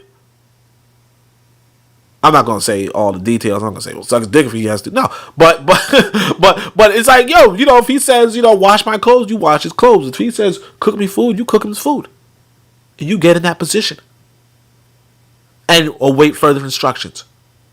That's how to fucking do it. Y'all, on the other hand, I'm telling you, man, this is why I get pissed off at these motherfuckers, because it's like, look, if it's not my book, a lot of the books in the English language, they trash. The only other motherfucker book I like, no, I like a few books actually, but it's Garvey mainly, right? Now, of course, like I'm not saying that all the books are trash. Drusilla Dungy Houston's good. This book right here, I'm not saying this book right here is good. I'm just saying, you know, whatever. Drusilla Dungy Houston's good, right? I actually, no, I have to, you know, shout out to Matron, but after she read that one chapter in regard to Chancellor Williams, I'm kind of thinking, hold on a second, this motherfucker was, I don't know what he was talking about. I don't know what time, because he wasn't on this time. So this time is, hey, look, we have this organization. We've bout it. You go into their motherfucking house and get some information. You know, that's how the Chinese do it. Chinese be like, hey, man, look, go study AI with Google. Go work for Google. Go to America. Go work for Google. If they are offering you $95,000 fucking dollars, take $85,000 fucking dollars. Okay? Say, look, I'm just happy to work for you. And then when they lower their guard, when they're not looking, go upload some motherfucking data to China. You're down with CCP. Yeah, you know me. You're down with CCP. Yeah, you know me. That's what it is. That's what they tell them. Every phone fucking conversation. In fact, they played the phone recording for me. I heard it. I heard it. Motherfucker was out, you know, he was talking, you know, he was Chinese, Mandarin or whatever, right? Then he goes, you down with CCP? Right? And the motherfucker's like, yeah, you know me. He's not going, you know, he goes back to China. I'm telling you. And I just meant that. That's not true. You know that's not true. Shout out to Maddox. That's what he used to do, man. He just tell these motherfucking stories, man. Motherfucker never happened. I wonder if I should do that though. That's just funny as fuck. But I don't know. I feel like I'm lying, so I don't do it. Alright, so after the Loth, I took a maid's job in a white settler's house in Ndaranga. Mau leadership put me there. I cannot remember the name of the settler, but his Kikuyu name was Kihara, meaning the bald one. Okay? She don't remember the motherfucker's name. She's working for this dude. My responsibility was to take care of his aged mother. We Mau fighters knew that Kihara had guns, and I was given the responsibility to locate the guns. Oh my gosh. Bomba Clot! You see it? Let me finish the story. I know I'm getting too hyped, but you see the fucking organization. They're like, this motherfucker has guns. This motherfucker has an old... I'm sounding like that motherfucker. I'm sounding like that. This little piggy went to market, right? This little piggy went to market. But this mother... Look at them. Count at your hands. Put out your freaking pinky. This... Hold on a second. Alright. This motherfucker has guns. This motherfucker has an aged mother. This motherfucker... You know what I'm saying? Like, that's what it was. This motherfucker has an aged mother. This motherfucker needs maids. You know... This motherfucker's gonna lower his guard, and then we gonna motherfucker take over his arsenal. That's the fucking shit that we talking about, man. 1951. This is why I don't even fuck with, like, people they be mad at me. They like, yo, why don't you don't like Frances Chris Mosey and her theory? Like, no, I don't like her fucking theory because it's stupid. Pseudoscience. I want you to tell me where the fucking gun's at and how to fucking get it from them. I want you to devise that. I don't want you to tell me, oh, yeah, because you read this story right here in Kenya. You realize these white boys was out in motherfucking Kenya, fucking Kenyan women. Raw, leaving them with kids. They wasn't worried about no genetic annihilation, stupid. Well, I don't mean to call her stupid. I'm talking about the rest of y'all. Not the rest of y'all, but you know what I'm saying. People believing in that genetic annihilation bullshit. They wasn't worried about why the fuck would you, if you worry about genetic annihilation, why the fuck would you go to a motherfucking Africa? Why the fuck would you go to Africa? You worry about genetic annihilation. Why would you go to Africa? And then why would you have children with African women? See, because the thing is this, you got to realize this. If you're a man, or even if you're a woman, You can have an unlimited number of children if you wanted to. That's what I say. That's why I don't worry about white people's decline in birth rate. If white people wanted to increase their birth rate, they could over motherfucking night, because one woman could have 67 fucking children. One man could have 400 fucking children. Nah, matter of fact, one man could have 1,000 fucking children. One man could have 20,000 children. They could. Now, whether they could support those children, that's another question. But, right? But the point is that, overnight, and the only reason why they can't support it is because the motherfucking white boy made an economic system where you can't support that many children. But you see, this lady, she said she had 5 fucking children. I don't mean to cuss, I'm sorry. But anyway, so let's get going. So my responsibility was to take care of his aged mother. We Mau fighter. She didn't even know his name. They just call him Quijada. She don't even know the motherfucker's name. She just called him the bald one. She's like, yes, sir. Yes, sir. Yes, Quijada. He probably don't know Kikuyu, so he don't know. Right? My responsibility was to take care of his aged mother. We Mau fighters knew that Quijada had guns, and I was given the responsibility to locate the guns in the house. Very quickly, I figured out where the guns were located. Then a Mau fighter came to visit me, posing as a relative. I gave the signal to him. At night, the Mau fighters raided the house and took away the guns. I also left with them to avoid arrest by the police. After that assignment, I took another job in the house of another white settler named Hines. And this is why white people have an intelligence agency, so that they could figure out who the fuck you are. This is why they have you signing out resumes and shit. You thinking, oh man, they just don't want to hire me as soon as they see my name. Yeah, no, motherfucker. They just like, hey, look, I realize you motherfuckers just intelligent. Now, no, they're like, I realize those motherfuckers are intelligent in Kenya. And I don't know if you were reading about the Kenyans. And you like, I ain't never heard of them Kenyan.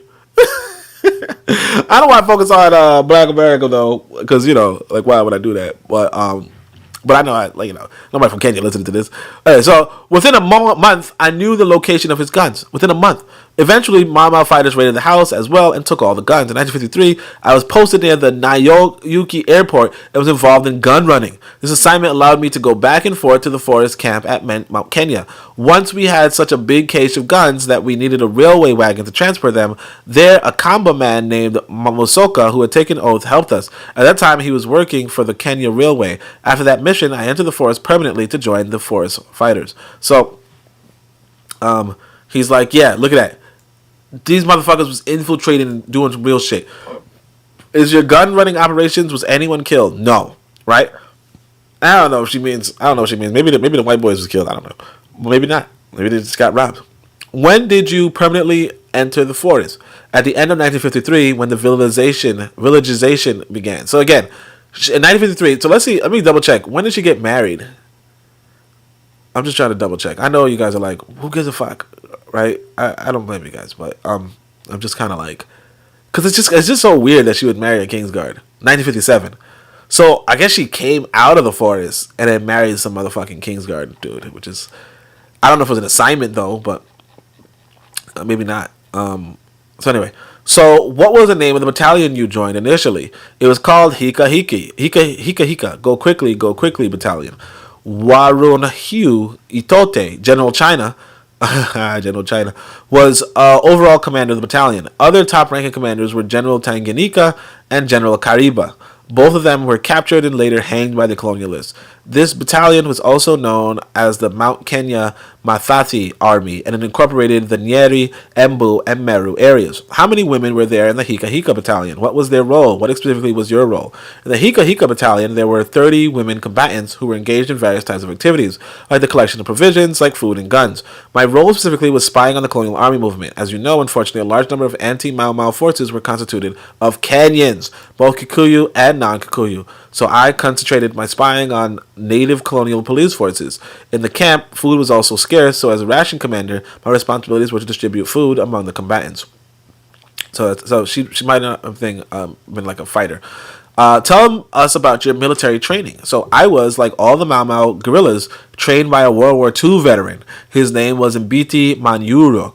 I was trained in the use of the 303 Einfeld rifle, the Bren gun, and the Sten gun, and also in Gaturahuro, a big gun to kill elephants. So again, you see that they have war veterans, and they use their war. That's why I said when that brother, some of you would call him a revolutionary. I don't blame you, right? But when that brother think it was Christopher Dorner, shot up them police or whatever, right? Which again, I'm not disagreeing with. What I'm saying is this: when he did that, I was thinking to myself at that time, I was like, if he trained more people to be as badass as him, that might have been a more effective use of his time.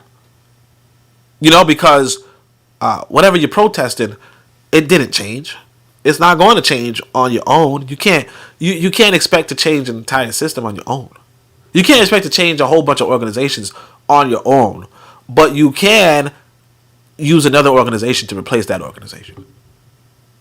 You know what I mean? You can use another organization to replace that organization. That's how the world is. Like if I go down to let's say, I don't want to name any gangs, okay? Well, let's say I go down to some local gangbangers and I shoot up 5 of them and then I get killed. Are they going to stop gangbanging? Maybe they individually might stop. Well, if I shoot 5 people, they're going to stop, definitely. But maybe some people might be discouraged from joining gangs for a little while. But gangs come out of conditions and systems. So over time, it's going to be like I've never done that raid that I did. Now, again, I don't mind, brother doing what he did. I'm just pointing out that that there's like I'm pointing out that the same situation played out differently in Kenya, where the World War II veteran didn't say, "Oh, I'm going to go guns blazing in the British camp," and I'm not saying that none of them did, but instead, Mbiti said, "I'm going to train a few people," and that ultimately, the colonialism ended. Sorry, it looks like I missed the comment. So let me see.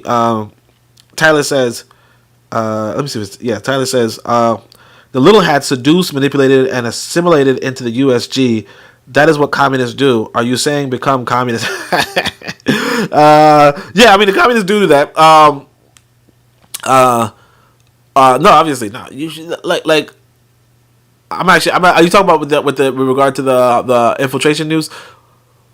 The thing is this: I think everybody, not just communists, I think everybody understands infiltration. It's one of the this is spying. This is spying 101. This is spying 101. The trouble is that for us, we don't have anybody to spy on. See, that's why I tell you guys: first thing you got to do is pick a land. Like buy land, pick a land, pick a nation. Okay, pick a nation that you. Because otherwise you can't spy for shit anyway. Like if I had secret proprietary information on artificial intelligence, who do I give it to? Who do I give it to? Like, let's be for real. If I had secret proprietary information on artificial intelligence, who do I know that could use that? Now maybe they're in the chat. Maybe it's Kofi. Maybe it's Tyler. Maybe it's Afrojack. Maybe it's R Matron. Maybe. But it's possible that it isn't. And what's more, you see, China, the Chinese person working at Google isn't like, oh, who the fuck should I? No, he knows exactly who to fucking send it to. The chief of the fucking CCP. Send it to the Chinese Communist Party. Duh. He knows exactly where to fucking send the proprietary information. He has a contact in China. Who has a contact in China? Who has a contact in China?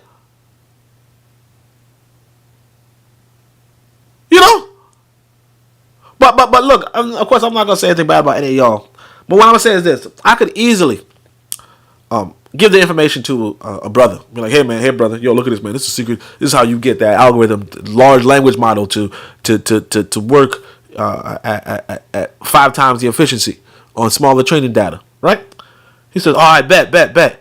I'll get arrested the next motherfucking day because I don't know who the fuck this motherfucker is, and he just snitched on me. He said this motherfucker's working that thing and he's trying to give information to the motherfucking Tanzanians. He's trying to give some information to the damn Rwandans. But of course, it almost sounds like a joke when I say that, don't it? You're like, why would the fucking Tanzanians be using any AI? That's what you're thinking. You're thinking to yourself, I don't know the motherfucking Tanzanians trying to do nothing with no motherfucking AI. Motherfuckers don't even speak English. And they don't. Anyway, I understand that you fought in the Rui River battle. Could you tell us about that battle? So, the battle took place in the June 1953 at the banks of the Ruru. They really was creative with this river name, right? Ruru. River, the Mathira division of the Nyeri district. A large contingent of Mau Mau fighters had trekked from Aguthi to Karuthi and was proceeding unsuspectingly into an ambush by the British soldiers. Damn. Undoubtedly, it would have been a very disastrous clash for the Mau Mau as they were unaware of the enemy's presence. Luckily, an elderly woman hurriedly contacted the Mau Mau fighters and informed them of the British troops lay in wait. As it turns out, this was one of the most heroic battles the Mau Mau fought against the British. To celebrate the victory, a song, Battle of Karuthi Valley, was composed. I'm surprised he didn't show the song. I was like, this motherfucker keeps showing songs. The battle took place in the Kirimukuyu location, presently known as the Angorano location of Nyeri. That day, General Kariba convened a meeting, and about 100 fighters were going from Aguthi to Karuthi to attend. The fighters spotted an enemy envoy and soldiers waiting. I was sent to check on what was going on. The enemy soldiers were in combat position, and a firefight broke out immediately. The enemy soldiers tried to encircle and isolate us. I am from that area, so I knew that area very well. I was given the responsibility of hoisting the flag to provide safe directions for the fighters. Following my directions, the fighters crossed the river safely and fought their way back to the forest. There were lots of shots fired. So she actually had a really good role in the battle. Like she really helped folk out. That's really good. Like low key. This is like on the hero level, low key. Because that's the thing you gotta realize. These white folk, when they ambush you, they could wipe you out. Like, we wouldn't even read this story. Like, a lot of people, it's not even so much because, you're not going to interview them, but a lot of people do not get to tell their stories in these sort of fights. In these wars. A lot of people die. That's why I wish I found that fucking thing on that other book. Anyway, so did you carry a gun that day? What kind of gun? How many rounds did you fire? What's this motherfucker doing? Like he think he a spy. All right, I was carrying a 303 Enfield rifle. I was given the responsibility of carrying the flag, so I gave my gun to another person. Right? It was known that an old lady alerted the combatants about the presence of the enemy. Is it true? Who was she? Was she from the same area? Yes, I remember her very well. She was a very brave lady. That time, she was my age now, early 70s. After the incident, everyone started calling her the mother of freedom fighters. I knew her son very well. We are from the same area. See, that's what I'm saying, man. That's what. This is another thing about revolution. Like, so one of the books I recommend, I think, 13 books inside of my next book. But then I say, there's some alternative books you should read too, right? But at least read those 13 books.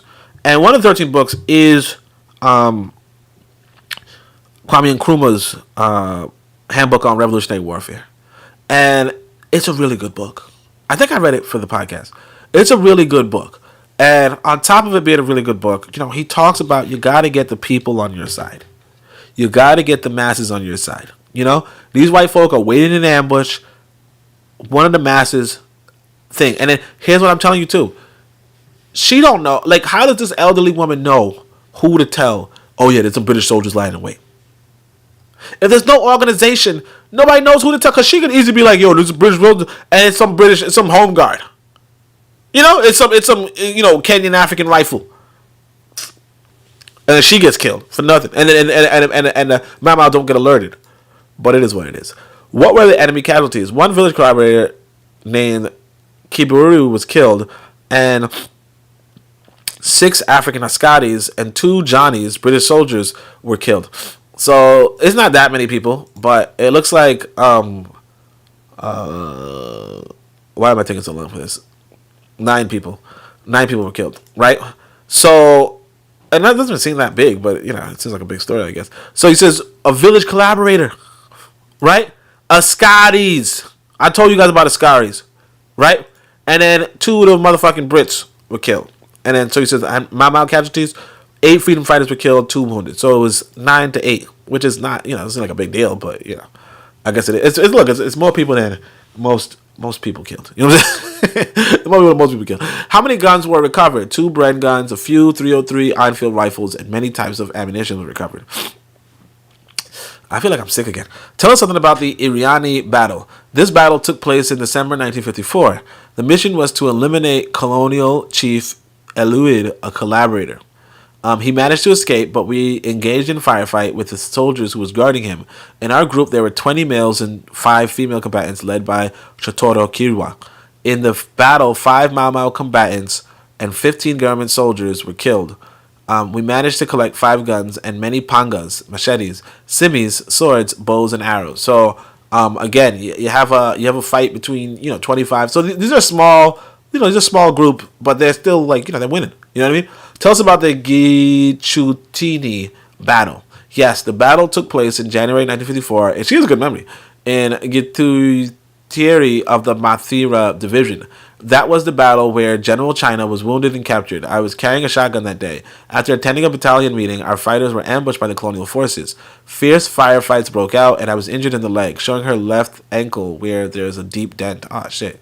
What did you do after you were injured? After I was injured, I was taken to the Mau Mau sympathizer's home. His name was Gauchao Mwanga from Thomgoma village. From there, I was taken to a Mau Mau field hospital. It was a cave-like structure. The fighters would bring their wounded to the hospital, and sympathizers would bring medical provisions. You have to have the support of the people. How long did you stay in the hospital, and what did you do afterwards? I stayed in the hospital for a few weeks. I was carrying some important documents for Dead in Kimathi. Those documents were given to me by our commander, General China, to pass on to Kimathi. Did you know that what were in the documents? Yes, registration of fighters, their names, where they came from, things like that. I thought they were important documents, and if they fell into enemy's hands, the families of the fighters would be in big trouble. I managed to give the documents to Kimathi later. What happened to General China's battalion after he was captured? It was dispersed, and I was moved to the Nyandura battalion under Kimathi. So again, you might say to yourself, why did they just use a USB, right? Why did they do it digitally? Obviously, they couldn't. But that's another thing too. You gotta remember that. You ask yourself, why would you have a register of the fighters' names if it could compromise their families, right? But it's like, how would you know who's in front of you? And not just that. You see, it's important to. That's another thing too. Like I said, when it comes to business, because I tell you guys, I got screwed over in a business. When I was, I didn't really get screwed, but I didn't really get screwed. But my point is this: if you give somebody money, right, and you don't know where they live, okay, you can't find them. If you don't have any information on the person who you are engaging with, the reality is this: they can just disappear. A lot of times, black folk will disappear with the money. Why will they disappear with the money? Because your dumbass gave them the money and didn't know anything about them. They didn't know them from John. Sometimes you got to do your due diligence. This is why a part of me is kind of like, because matter of fact, Tyler sometimes links me this YouTube, this Twitter channel, right? They have like their meetings and shit. They have like they have certain kind of meetings. What do they call it? Digital meetings, right? And then if you go to the website to sign up for the digital meeting, they're like, "What's your name and address?" And it's like, motherfucker, why am I giving you my name and address for a digital meeting?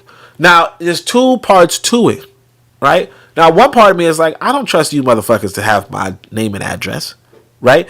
That's one part of it. But another part of it is this. If I'm part of that organization, I don't trust no motherfucker that I don't have their name and address for. If I give you an important role, I give you, I say, hey man, go put this money in the bank, or put this money in a certain bank, open a bank account for us, because we can't open another bank account, open a bank account for us and keep this money, so on and so forth. And I don't have that motherfucker's name and address. Guess what? That motherfucker says, you know what? I disagree with the way how you yelled at that black woman the other day, and therefore, I'm not working with you guys anymore. Bye. Where's the money? Oh, you're blocked. Now, if I know your name and address, I might, I could either show up to your house, or I could send my lawyer to your house, or some other type of bullshit. But if I don't know your name and address, guess what? You could just disappear from the face of the fucking planet. Like, you could be fucking dead. I wouldn't know. You know what I mean? That's why sometimes I say to myself, if I have a funeral, like at my funeral, probably nobody's gonna show up. Probably nobody's gonna show up. That's okay. But anyway, let me not take up too much of you guys' time. So let me try to read through this, because I didn't even get to the Kimathi part yet. So what happened to General China's battalion after he was captured? It was dispersed, and I was moved to the Nyandura battalion under Kimathi. Oh crap, under Kimathi, cool.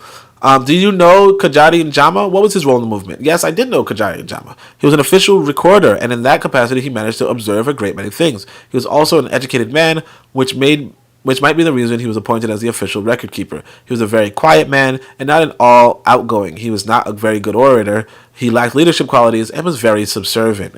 Anyway, sounds disgusting. But yeah, you probably should check out this brother, Kajai Njama. Sounds like he's a legit. In his autobiography, he mentioned that women in the forest were a liability and inconvenience. Your comment, please. I do not know why he said this. This was strict ban on men sleeping. There was a strict ban on men sleeping with women. This might explain. Oh my gosh, right?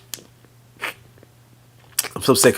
All right, this might explain his remarks. In all the battles that I participated in, women carried guns and fought side by side with men.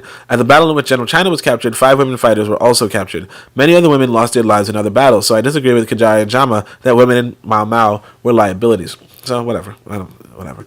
Please describe your impression about General China, your commander in the Hika Hika Battalion. General China was a great leader and organizer, but you see his name is China, right? Anyway, that's kind of weird. Due to his military background during World War II, he was a great military strategist. He was also the only child of his parents. He personally led and fought many battles. He was a fair-minded leader and always insisted on fair trials for lawbreakers among the Mau Mau fighters. But we also wish that China would be killed in battle rather than captured, because he knew that if he was captured alive, he would talk to the enemies, and he did. Damn. And that's the thing. I see. Look, you knew. This is the thing, man. Like, people have red flags. This is why. This is why I had to leave the United African Movement, the UAM. So what happened in UAM? We were doing what would be considered either the first or second black political party in America. Okay, Freedom Party was going to be the first, or I think not Francis Rosen. I'm sick and tired of being sick and tired. That sister, she had the first one, right? Mississippi something, right? But Freedom Party was supposed to be like the second, right? The point is this: we knew that we could get ballot status, like it was the second, or like maybe the first black political party to have ballot status, something like that, right? And ballot status basically means that next year, you don't got a petition to be on the ballot again. You're going to be on the ballot, you're going to be on the ballot regardless, right? And all you have to do is get a certain amount of signatures to get on the ballot, and then you have to get a certain number of votes to get on the ballot, okay? So, what we did was, we got the signatures. And in order to get the signatures, it was really tough because New York State has a whole bunch of counties and shit, and you had to get a certain amount of signatures from like a certain number of counties, right? So you couldn't just get everything from New York City. You had to go to Albany, you had to go to Buffalo, you had to go to so on and so forth. I couldn't do all that traveling, so I just kind of focused on New York City. But Maddox and them went out of pocket to get Albany, Buffalo, so on and so forth. It's really serious, heavy lifting work. You can't do it as one individual. You have to assemble a team. That's it, right? So they did this. They did the work. On the top of the ballot was this Democrat named Charles Barron. On the top of the ballot, was running for governor, was this Democratic councilman, Charles Barron. Why the Democratic councilman? I'm not sure, right? And I can't remember what book it was. Oh, I think it was Chancellor Williams, as a matter of fact. He said, you can't have... Forecast is here. What up, Forecast? Chancellor Williams said, you can't have anybody in your organization that's a part of the Democratic Party. You can't do that. But for whatever reason, we said, this guy has some pull, he has some magnetism, he's a good speaker, all that type of shit. So he was on top of the ballot. He was the gubernatorial candidate. You could look it up. You could look up Charles Barron. You could look up the Freedom Party. You could look it up, right? He was a gubernatorial candidate. What happens is this, okay? He's running on the top. There's a sister running on the second place. There's some Latino guy running for, like some comptroller or some shit. It's a legit party, all over New York State. It's really serious. She was a leader in Buffalo and all that type of shit. Big thing. Okay?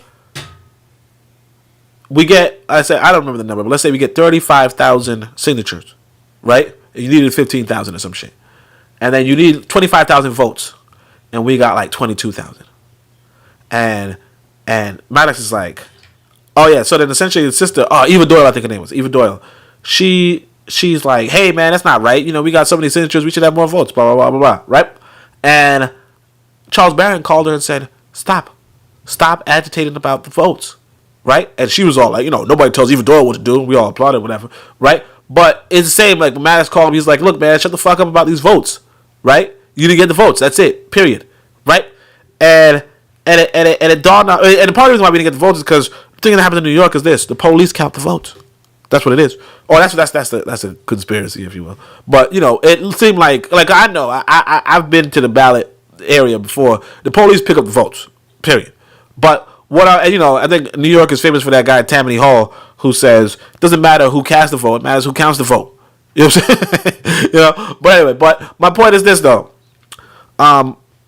It turns out that in order to challenge the voting process, in order to challenge the votes, you need the gubernatorial candidate to challenge it.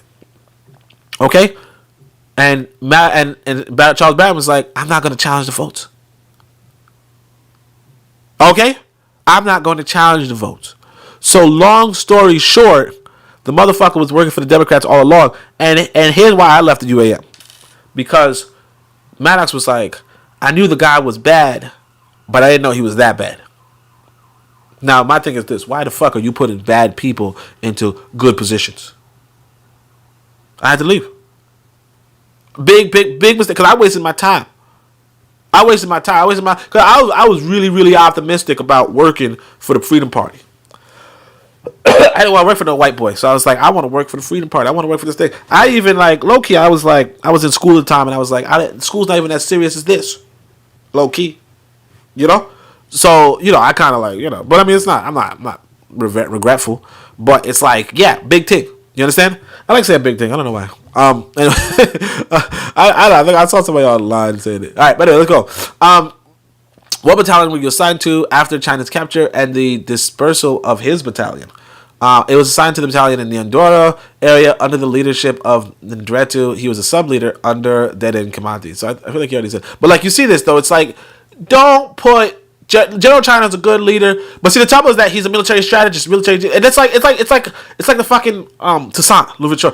Like sometimes you gotta, I don't know. That's why I say it's tough. War is tough. There's the ideal situation and there's the real situation, and you're dealing with the real situation. A lot of people are going to die. A lot of people are going to be betrayed. A lot of people are going to be captured, and you know damn well, oh man, it'd be better if this motherfucker was dead. I think they killed him anyway. I'm pretty sure they killed General China anyway.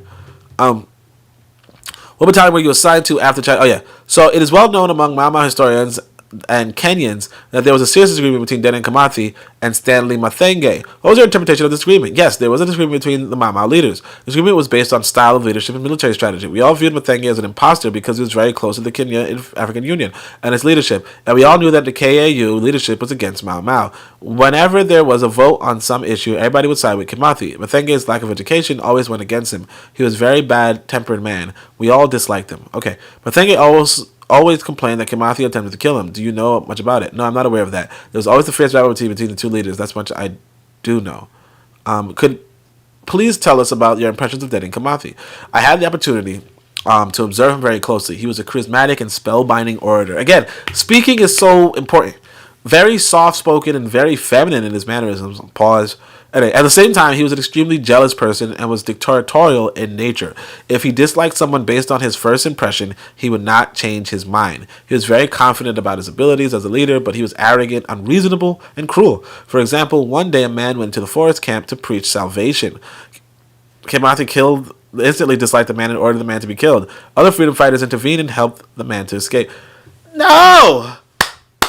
What are you fucking like? What the fuck? You see, this man. I told y'all about that though. I just told y'all. I started this podcast with that. How these motherfuckers go to the ends of the earth. There is a motherfucking war going on. Motherfuckers is hiding in the forest. Don't got no fucking food. Gotta eat rabbit and squirrel and shit. Motherfuckers is fucking goats. Can't even fuck no women. None of that bullshit. And then somebody just rolls up out of nowhere. Hey, would you like to talk about Jesus? No, motherfucker, die! And these motherfuckers stood up for them. I don't get it, man. I don't get it. Cause me, I feel Kimathi. I don't know if that's not no motherfucking cruel. That is unreasonable and arrogant. And see, you gotta remember that this is a sister talk. Cause she's like, he's very feminine. What the fuck you talking about? He's very feminine. I'm not gonna. I shouldn't say that about the sister. But you get what I'm saying? It's like, what are you talking about? Motherfucker's not no fucking feminine. I mean, I don't know. But again, soft spot. Maybe he's talking to you. He's not trying to. But he motherfucking gut the motherfucking Christians. I feel that. That's not cruel. That's not unreasonable. It's not arrogant. That's what the fuck are you doing in this? It's like, I mean, the time. I know it was a little tangent. I was in a black bookstore. We minding our business. We talking about history. We talking about this blah blah blah. And some white lady comes into the door and she's like, "Hey guys, would you mind if we left these flyers? It's about how the people need to start neutering their cats. Too many cats around here fucking. We can't have too many cats fucking. So you mind if we leave these flyers over here?" And we're like, "Yeah, sure, okay. Have a nice day." And And we're like, what the fuck is wrong with these white people? They got no fucking problems. Like you there. We're in the motherfucking forest. Fucking goats, drinking menstrual blood, don't got no damn food. We are being hunted and ambushed every motherfucking turn. And you got no damn problems where you just roll up in the motherfucking forest. And see, this is the problem too. Why would you help him escape? He knows too much. He knows where your camp is. And he's on the white boy's side. He knows too much. You should have just... Anyway, was Kamathi supportive of women combatants? No, he did not care much for women combatants. He was not concerned about them at all. Right? Is it true that although Kamathi was married during the struggle... So I don't know what that means. You know what I mean? Although during the struggle, he was living with the mistress in forest camp. No, I am not aware of that. Did you manage to get some idea about Kimathi's vision of post-colonial Kenya? So this is going to be interesting because this never comes about. Right? This is the question. This is the whole reason why I'm reading this is for this one right here. The next question. But anyway. Yes, Kimathi was a very smart man. He always had his eyes on the big picture and had a broad political perspective on the struggle. He was a visionary leader who could see far ahead. He talked quite often about the Kenya he'd like to see once whites were driven out. He talked about establishing a monument to commemorate the Mau Mau revolt. See, again, not revolution, revolt. He was also concerned about who would fill the official positions once Europeans were gone, as Kenyans were not well educated. To me, Kimathi was a contradictory man, a great visionary leader, brave man, great organizer, but also a cruel and jealous man. So again, were the Kenyans educated for the official positions once the Europeans were gone? And this is why again, I want to play that YouTube video, but I can't find it.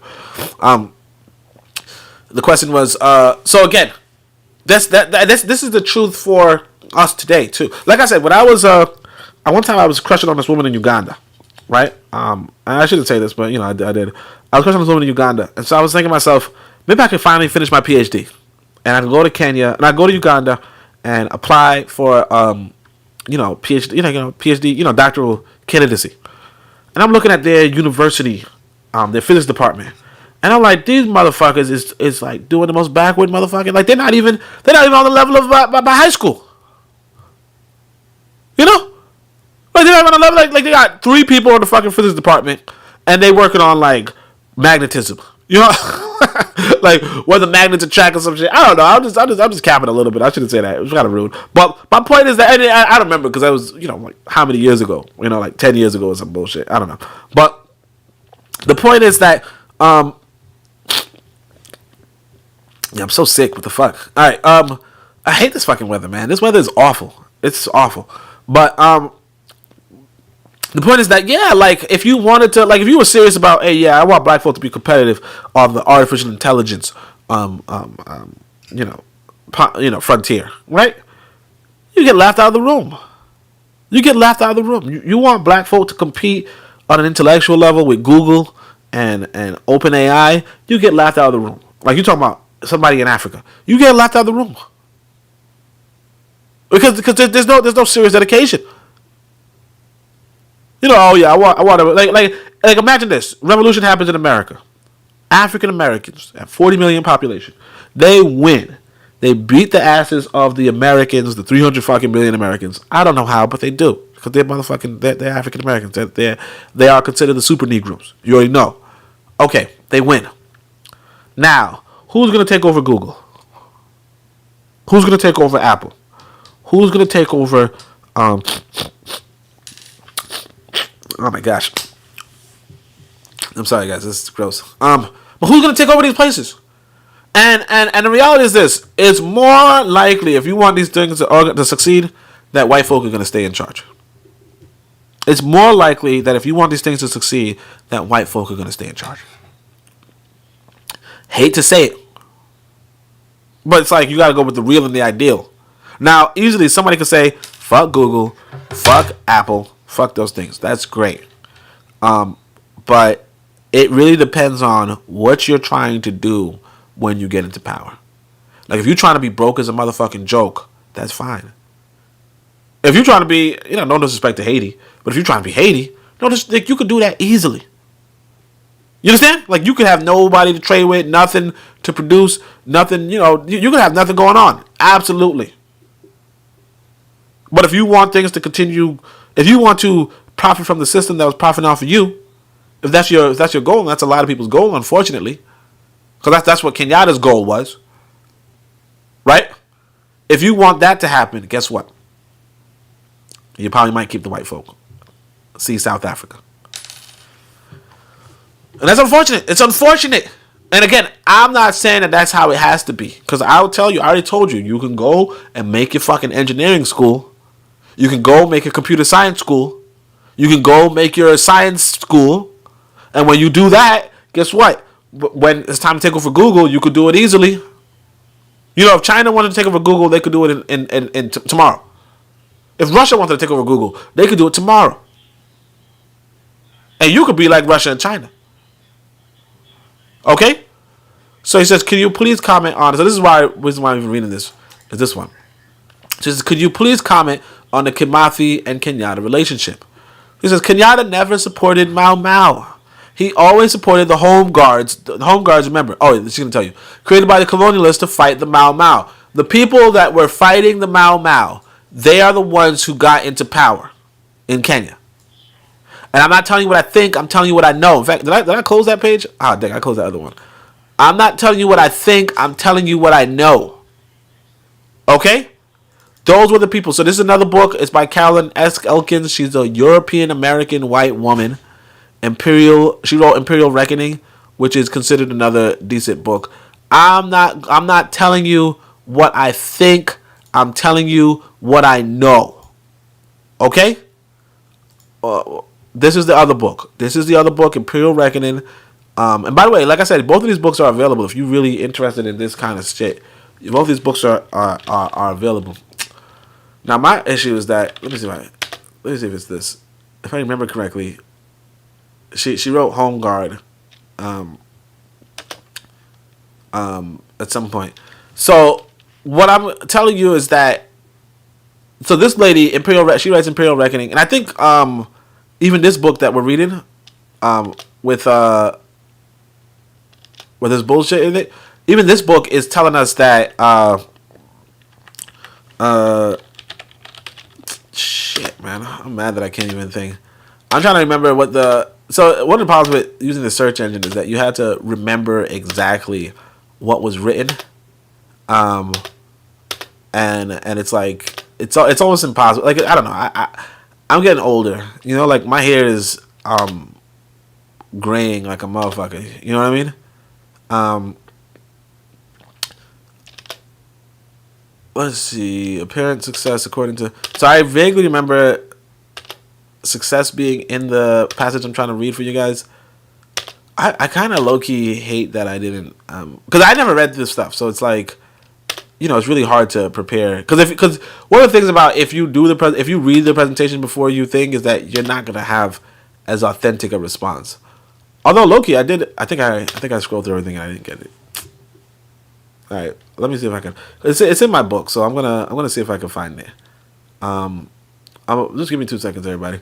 But my thing is this: that like,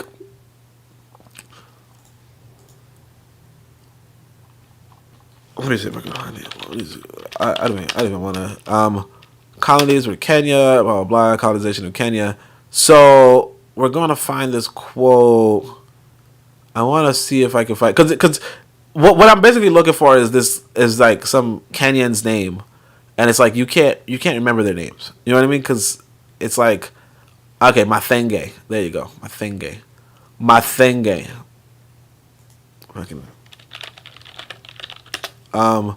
So we're gonna search Mathenge, and that should be a lot easier to find. But it's like, how are you gonna remember Mathenge? Like, I never heard that name in my life. So Mathenge, I have it a couple of times. Rehabilitation, Mathenge, blah blah blah blah blah. He and Mathenge. I thought it was gonna be like a rare ass name in this book, but apparently it's like a pretty popular name. So Mathenge is in charge of the pipeline. Okay, so look at this. During the run up to independence and the years that followed, former loyalists. This is not even the right place. No, it is. Former loyalists also wielded political clout to consolidate their own interest and power. Under Kenyatta, many became influential members in the new government. The loyalists, the people that were against the Mau Mau, the people who were for the European colonialists, they became influential members of the new government. People like Isaiah Mwai Mathenge and Jeremiah Kieni, both of whom had worked in the pipeline. That's the Gulag. That's the concentration camp. They worked in the pipeline for years, who had proven instrumental to Gavangan's success in the Moi camps. This system of loyalist patronage percolated all the way down to the local level of government, with former home guards, again, dominating bureaucracies that had once been the preserve of the young British colonial officers in the African district. Although numerous vacancies created by decolonization, a powerful posts like provincial commissioner and district commissioner, the vast majority were filled by one-time loyalists. As a result, the nature of governance in the Kikuyu countryside did not change much with independence. The loyalists still wielded a great deal of day-to-day power over the former Mau Mau detainees and villagers. You see what I'm saying? Even though the Mau Mau are risking their lives and fighting for everything, the people who win the fucking revolt, the people who win are the people who were siding with the British. This is Kenya. This is Kenya. Anyway, let's go back to the book. Where am I? Here. All right, so that's just a little context. And I'm giving you guys this context because, one, who fucking knows this shit? You know what I mean? Like if you know this already, I don't know why you listening to me, honestly. But most of us don't know this already. That's why I'm giving you the context. So, Kenyatta never supported Mau Mau. He supported the home guards created by the colonists to fight the Mau Mau. You're like, Oni, shut the fuck up. The Mau Mau joined the military, joined the government. She's gonna tell you straight up they never did. Kenyatta always felt that Kimathi was a threat to his leadership. I believe that had Kimathi lived, he would have overthrown the Kenyatta government. I also believe that Kenyatta could have saved Kimathi from hanging because the colonialists contacted Kenyatta after Kimathi's capture and wanted to know what to do with Kimathi. Kimathi said the British should do with Kimathi what they usually do with murderers. Kenyatta did not intervene to save Kimathi's life, for he knew very well that as long as Kimathi lived, he was a threat to Kenyatta's life. Kenyatta called a meeting in 1963 at Rungu that many Mau Mau fighters attended. Kenyatta insulted the Mau Mau fighters and said that Mau Mau fighters would not be awarded and they would not be part of the government. And sorry if I'm sounding like a little agitated. I'm not. But I just, like I'm sick, so I got to shout. I know all this because I was at the meeting. She's like, I was at the meeting. I was taking minutes. I was there. I was very angry with Kenyatta. About 400 men and women fighters attended the meeting. Afterwards, all 400 of us formed an organization called Wakiringa to uphold Mau Mau ideals. Another meeting of the organization was held at Nyanduru in late 1963. In late 1963 or early 1964, I cannot remember, by Monge, a Meru Mau Mau fighter and a leader of Wakiringa was killed. I know who killed by Munge. Mama Cindereri refused to elaborate. Right? See, I know who killed him. And here's the thing: a lot of us know about Kenyatta, and we know that I think it was the dude he killed was Odinga. Like people accuse him of killing his rival Odinga, who wasn't Kikuyu, who was like another part of Kenya type shit. Aluo. He killed Aluo. I think his name Odinga or something like that. And a lot of us know about that. We don't know this other side. I mean, a lot of us don't know this side of Kenyatta. He looked at the Mau Mau and said, "You're not going to be a part of the government." And this is why I said you got to, if you're going to fight for anything on this planet. If there's any reason for you to fight at all, fight for power. That's why people ask me, hey, did you watch the boxing match the other day? No, I didn't watch the boxing match because none of these brothers going to get more power. I mean, of course, they got money. They got more money. But I ain't watching. Okay? What I want to see is black folk getting power because you could fight.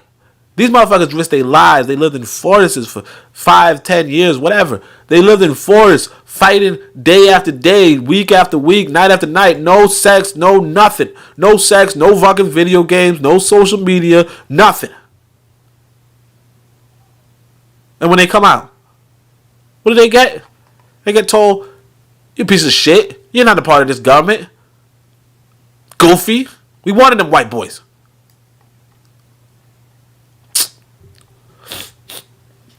So anyway, that's pretty much all I wanted to read. But let me just finish this thing. I mean, if you guys think I shouldn't, you let me know.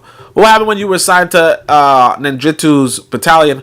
those were very new surroundings for me. I was not familiar with the area. While I was in the battalion, I did not participate in military action as I had before. My responsibilities were record keeping, intelligence gathering, and arms collection. In that capacity, I came across 2 Kikuyu colonial policemen. One of them was from my area and knew me well. They are still alive, and I see them quite often, she laughed. I told them I came to surrender, which was a lie because I came to steal their guns. I was interrogated in the Sagana camp at the Marwa location. The authority lacked any evidence to prosecute me, so I was put in restrictive duty in my home area. After that, I was allowed to go home and was reunited with my family, and that was the end of my life as a Mau Mau combatant. So what she did was she came across some Kikuyu colonial policemen, and she told them, "Hey, look, I surrender," and they captured her, and then they just sent her back to her house. So in Mau Mau historical books in general, women's contributions are not properly acknowledged. Why is that? And this is basically for cultural reasons. Culturally, women are viewed as submissive, and they're not supposed to take up arms and fight. So again, I don't know. I don't think I even saw a Mau Mau book that didn't, talk about women's contribution. You know what I mean? I don't think I've even seen that. But it's like, this is the kind of, whoever is interviewing just has this agenda. You know what I mean? Just has this agenda. Now, what I heard some women would pose as prostitutes to get some information off of motherfuckers, and that's some deep damn conviction. You know what I mean? Like, you gonna sleep with them, like I said, like spook who's out by the door type shit. And again, I'm not for that type of shit. But like I said, if you have instructions from the top telling you go pretend to be a prostitute, you go pretend to be a prostitute. Like I personally wouldn't be with no damn white woman. But if I had instructions from the top that told me, hey man, you gotta go pretend, you gotta go marry a white woman, right? If I'm really down with the cause, I might just be like, okay, all right, which it's kind of weird, it kind of sucks, kind of fucked up. I don't know what kind of leadership would tell me to do that, but might have little second guesses. I bet you kind of tear it up right now. Somebody was even stink to suggest that, but like that's the reality. The reality is that sometimes that might be what you can contribute. That might be what you could contribute. Now I don't see that happening, but that's the reality, that sometimes that's just what it is. Because like something you gotta blend in, and you don't blend in by putting the red, black, and green flag outside your house. You put in the American flag. You put up the American flag. How you doing?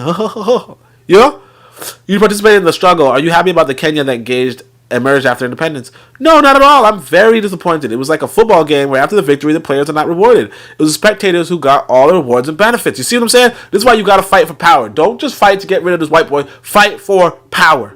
What kind of Kenya do you think would have come if Mau Mau had succeeded? I think land distribution would have been given priority. The government posts would have been filled by the patriots who fought for independence, not by loyalists who collaborated with the British. Do you think Mau Mau was a failure? No, it was not a failure. I accomplished what it aimed for, to kick colonialists out, and it did that. Unfortunately, all the ideals on which Mau Mau fought for did not materialize. Again, you got to fight for power. Do you think Mau Mau was a Kikuyu affair? Somewhat. Embu and Meru fought, and some supported Mau Mau. Some Maasai also fought for Mau Mau causes. Some Luo nationalists like Oginga Odinga and Ohing Oniko supported Mau Mau, but it remained largely a Kikuyu affair. In your opinion, what are the weaknesses of Mau Mau? And again, remember, you guys got to remember, the Kikuyu were the most affected by the colonization of Kenya. Okay, they pretty much took the Kikuyu's land, mostly. In your opinion, what are the weaknesses of Mau Mau? To me, the lack of unity among the top leaders was the single worst weakness of the movement. There were many self-appointed leaders with no leadership qualities at all. These self-appointed leaders looked down on other leaders elected by the combatants. Women were always put in the background, and that was not fair. Earlier, we talked about Kajari and Jama, who said women were a liability for the movement. This is not true at all. Many women were left in the reserves to raise children, while the men were fighting. To me, these women were also Mau Mau fighters. In the camp, women fighters did everything, fighting by carrying guns, cleaning, cooking, and taking care of sick and wounded. This unity among the Mau Mau fighters continued. That is why Mau Mau did not have any definite impact on Kenya's history after independence. That is why Mau Mau ideals did not materialize. So again, you want to have unity. Did Mau Mau hasten or delay Uhuru independence? To me, Mau Mau hastened Uhuru. If not for the Mau Mau, the colonialists would have stayed longer. How could Mau Mau contributions to Kenya's independence be preserved? These should be full official recognition of Mau Mau fighters after independence. There should be a Mau Mau museum and monuments. In your opinion, what are Mau Mau legacies? And again, what do you care about monuments and museums? I mean, I don't blame them. But it's again, you want to have power, I mean, this is good, but I don't know. So, in your opinion, what are Mau Mau legacies? It paved the way to independence and created the conditions of freedom that all Kenyans enjoy today, right? How can the younger generations be taught about the legacy of Mau Mau? How can that be taught when it is not preserved? History of Mau Mau should be collected and records should be properly kept and relevant materials should be published. Only then will people appreciate what Mau Mau did for Kenya. Thanks, Mau Mau. And I don't know if this is related. No, I don't think so. Oh, yeah, it is. All right. So, for any revolution to succeed, there must be plans, both organizational and military. Mau Mau was no exception. It was a revolutionary movement against colonial oppression. The first phase of the movement involved establishing a network, context, and support base. Afterwards, the revolt was gradually transformed into a military campaign. These two phases were inseparable. Indeed, the success of the latter depends on the former. Women participated actively in both phases of the movement. The rigid distinction between the so-called passive wing and the military wing may be misleading. Some women participated in both of these activities. In a way, the women's role in the revolt is more prominent and noteworthy because they were active in both the passive wing and the military wing, as suggested by Cinda Rari's testimony. So again, I wouldn't say that. I think again, this person has an agenda to like put men down. Like, no, a lot of men risked their lives, and like women were there too. Women supported their husbands. That's what women are supposed to do. Or women supported their men. That's what like. It's not a competition, you know. And at the end of the day, you don't really want women getting killed. So you want to put them a little bit farther behind. Because you don't want them being killed. The whole purpose. I'll tell you guys, you don't know how bad. Because she didn't go over it. So I'll probably go over it a little bit. But let me say this right here. They carried guns and fought. And they were also involved in intelligence work as well as maintenance of the forest camp. Thus debunking the persistent colonial myth that women in colonial situations are merely sexual objects. Nobody fucking says this. But anyway, I believe Cinda Rari's testimony shows the need for the construction of autonomous gender subjectivities that need to be incorporated while writing the history of Mau Mau. So I want to point this out to you guys, man. How fucking awful the Home Guard are. Okay, so in that book, Imperial Guards, and again, this book was written by a woman, the Imperial Guards one at least, white woman. I don't know. This first book might be written by a woman too. I don't know. But I want you to see something. Let me see if I can find it. I'll try to find it really quickly by and if anybody has any questions, let me know. Like, cause I wanna find that other thing. What the fuck? I thought I had this thing. So it looks like I don't even have it in my. Maybe it's. Okay, no, rapid. Okay. In Kikuyu land. Is that it? Okay, I guess it is. In Kikuyu land, I guess it's that. I mean, there's multiple parts of it, but I guess I guess because I was trying to not like copy a whole book, I didn't keep multiple quotes, but this is it right here. On one level, is this it right here? Yeah.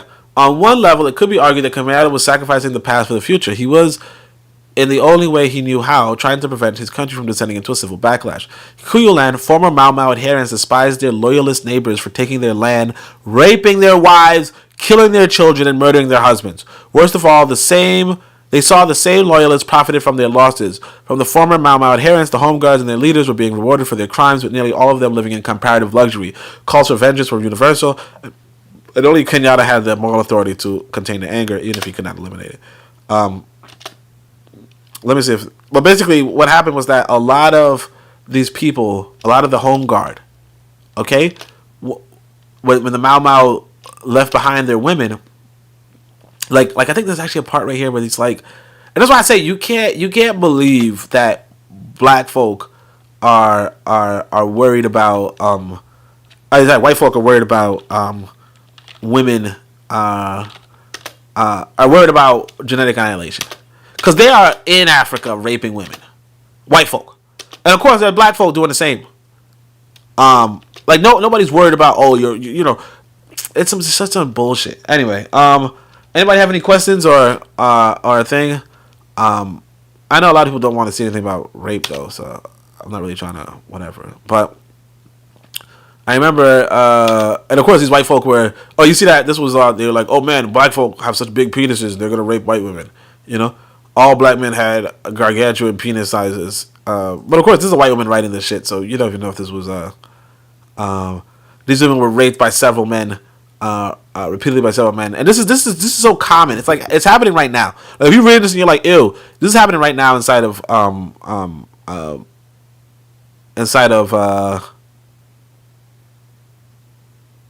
look at this shit. I don't even want to read that. I mean, I don't want to read this on live, but I'll probably have to read it later. But the thing is that I remember that there was something about how some of these men would come back and they'd find their wives with like new children, you know, and some of these men would like commit suicide because they were like, I left my wife behind to fight for freedom, and what happened was the home guard, you know, the people that come into power later, they like they just violated the women that were left behind. Like, you guys can probably see, they would squeeze women's breasts with pliers and shit. Like, you know, obviously, if you want to read this book, like I said, I'm trying to be sensitive to some people. Some people don't want to read that shit. You know what I mean? So I don't want to, you know, alienate those people who are not interested. So anyway, so I guess I can't find it. But what I'm gonna do is, I'm gonna wait for any questions. If there's any questions, if there's not, let me know. What I want to do though, I do want to see if I can find this thing about in Kenya in the Black Jacobins. Okay, so I want to, because the army is called Congo, but for some reason I can't. Oh, I don't know if it's called Congo. I don't remember the name of the military, but for some reason I can't seem to find it. So let's see if I can find it. Dessalines. Let's see if page 350. This is actually pretty interesting. Mentioned in Leclerc's reports. Yeah, maybe. Military skill purges the troops. 236, maybe. Insurrection, page 350. Yeah, let's see that.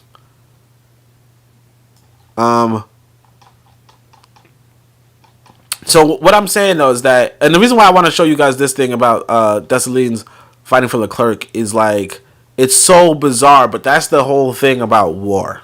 You know, and I know you're like, yo, Oni, why are you talking about war? You've never been to war. Yeah, okay.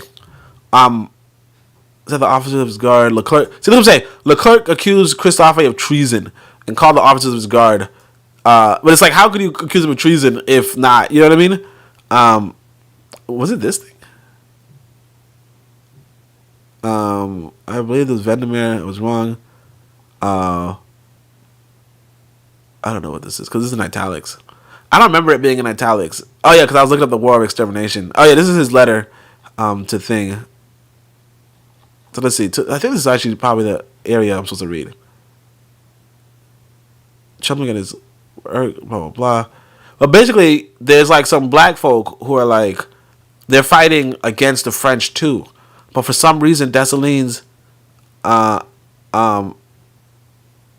Dessalines was fighting for Leclerc at this point, and what he has to do is he's trying to get more of the, you know, black insurrectionists to fight for Leclerc, and they're like, no, we're not going to fight for Leclerc. So he ends up having to kill some of the black insurrectionists who were like, we're not going to fight for the French. You know? Now what happens is eventually when Leclerc dies, Rochambeau takes over, then, you know, everybody kind of turns against the French because, you know, the French ain't shit, obviously. But it's like, you can't expect, what? Moscow by the Russians? That's crazy. I don't know what that means. I'm just trying to find out, because I want to show you guys this. Anybody have a question? Nobody has a question? Anybody even interested in this Rochambeau thing? Or this Dessalines information? So like I said, this is another book. Like I said, if you want to find out, if you want to get the book list, just come through. Kill them all. I'm trying to find. I just don't. Let's see. The Dead Dugua. No, Jump the Jump. This is one of the hard parts about writing. It's like you gotta find something in history that's interesting enough, but like you really have to scan through books, multiple pages, and read a whole bunch of pages, and then it's like you kind of forget things. I'm just kind of mad because I really did know about like, you never know when something comes in use handy, but just like there's no way to remember this stuff. I think I went too far. Right, Dessalines. So I know Dessalines was there, and I know Christophe was there. I know Leclerc was there, but I can't seem to find it. Let's see, maybe Forrest. So Daruga was healthy. Forrest at night. No, Forrest, blah. Oh. Okay, I think I went through everything and I didn't see anything. That sucks because it's like you're gonna find his name like 100 times, so you can't. It's pretty hard to find it because I don't remember the name of the. Anybody remember the name of the military that that black folk were fighting for? Time, Dessalines, March. Oh, Leclerc. Wait, was that it? March on Le Cap.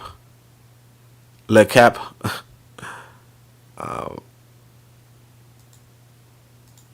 There was like a group of black folk who were like, I'm not fighting for the French at all. And then Leclerc had them, fell unfortunately to, let me see. Alright, anyway, I guess that's it. Nobody has any questions, so I guess we'll just end here instead of trying to find something.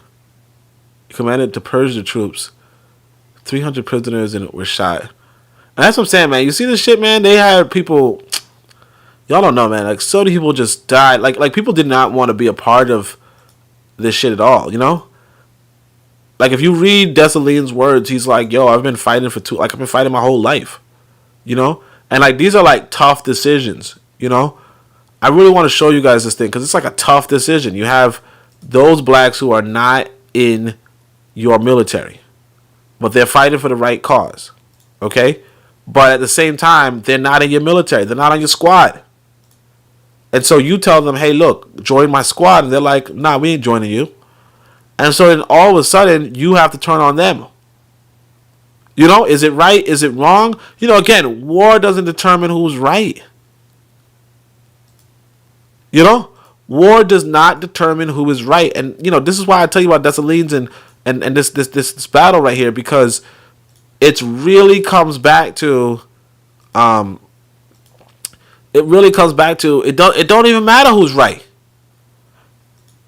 It matters who is left. And that's what happened. So that's why I was even reading about this Mau Mau thing. It's like the Mau Mau were the right ones. The Mau Mau were right, but who was left? The home guard. Now, some people might say, "Well, look, actually, the home guard was correct." I mean, sometimes. Matter of fact, when I was on Twitter, I actually got a comment like that. They were like, you know, Kenyatta might have seen that this was, you know, some old bullshit. Let me see if I can read it. Let me not, because I'm gonna have to. Oh, actually, let me see. Join in on the massacre of 600 blacks ordered by, and later when Dessalines was reorganizing, a regiment of Poles earned their own struggle for nationalism, refused to join in. Okay, so these are the Polish people that Dessalines was like, oh yeah, you guys could be Haitians, I don't care. Anyway, but like 700 join. I really want to find this quote, but it's just so, you guys see how hard it is to fucking find things, man. It's like you got to go through a million pages and you don't even know if you like passed it, you know. A few days later at Nakab, formal submission, spoke to the other Frenchmen, whether blacks should be retained in their army or not. So let's see, Toussaint. So again, I think Toussaint got Dessalines into the military, but with their troops, on whose mind I had made yellow fever, Dessalines, soon it would strike Dessalines. They were sincere. Dessalines was equally sincere that Haiti would only be at peace when Toussaint was removed, right? And this is the way how the world works, man. I'm telling you, this is probably a good book to read and reread again. It's really hard to remember everything. It's really hard to remember everything. So this is why I say there's certain books that you should just read over and over again. Rest of the bidding is time. Death of the splendid officer. Let's see. I keep saying the word Marapas. I don't know who. I think it's another person. I grew Tortuga to recuperate. Le Cap, no. Disheartened began to get rid of black and mulatto generals along with Toussaint. Christophe, blah, blah, Professor invited him to interview, arrested them both. Like, a lot of things are happening during the battle, and then we just kind of see it as, victory. But we don't get that so much happens in war. And that sometimes, like random shit happens. Like I said, some guy just shows up and is like, hey, you guys want to talk about religion? Like, no, we don't want to talk about no damn religion right now, man. Was a one-sided genius, but he was the man for his crisis, not Toussaint. I wish I could find this stupid thing so I could just... Because part of me is like, just leave it alone, Well, then part of me is also like, nobody's been saying leave it alone, Whites in Haiti were massacred by thing. Yeah. I guess I can't find it for some reason. Like I said, I read it the other day, but... Oh yeah, see, look how good he is, man. He's like, look, they were slaughtering white folk. White folk ran. So after the first slaughter, Dessalines issued a proclamation promising pardon to all who were in hiding. They came out and were immediately killed. You know what I'm saying? This motherfucker was a badass boy. It was that's what I'm saying. You don't know what's gonna happen. You don't know what's gonna happen tomorrow. You just don't know. For some reason, this damn thing doesn't show up. But you don't know what's gonna happen tomorrow. And the reason why I'm starting over is because I know that I skipped over it. I know that I didn't start from the beginning last time. But you don't know what's gonna happen tomorrow. Somebody could be like, hey, look, that's the thing that happens, because this brother's telling me, he's like, look, man, you gotta get out of New York, man. These white folk, whatever, right? And you're like, yeah, man, that's absolutely true. Because these white folk could easily, right now, what they're doing in New York is that they set up, they put a National Guard here. National Guard, you gotta picture this. National Guard mobilized overnight. Look at that. As soon as I say National Guard, what you guys see? The National Guard.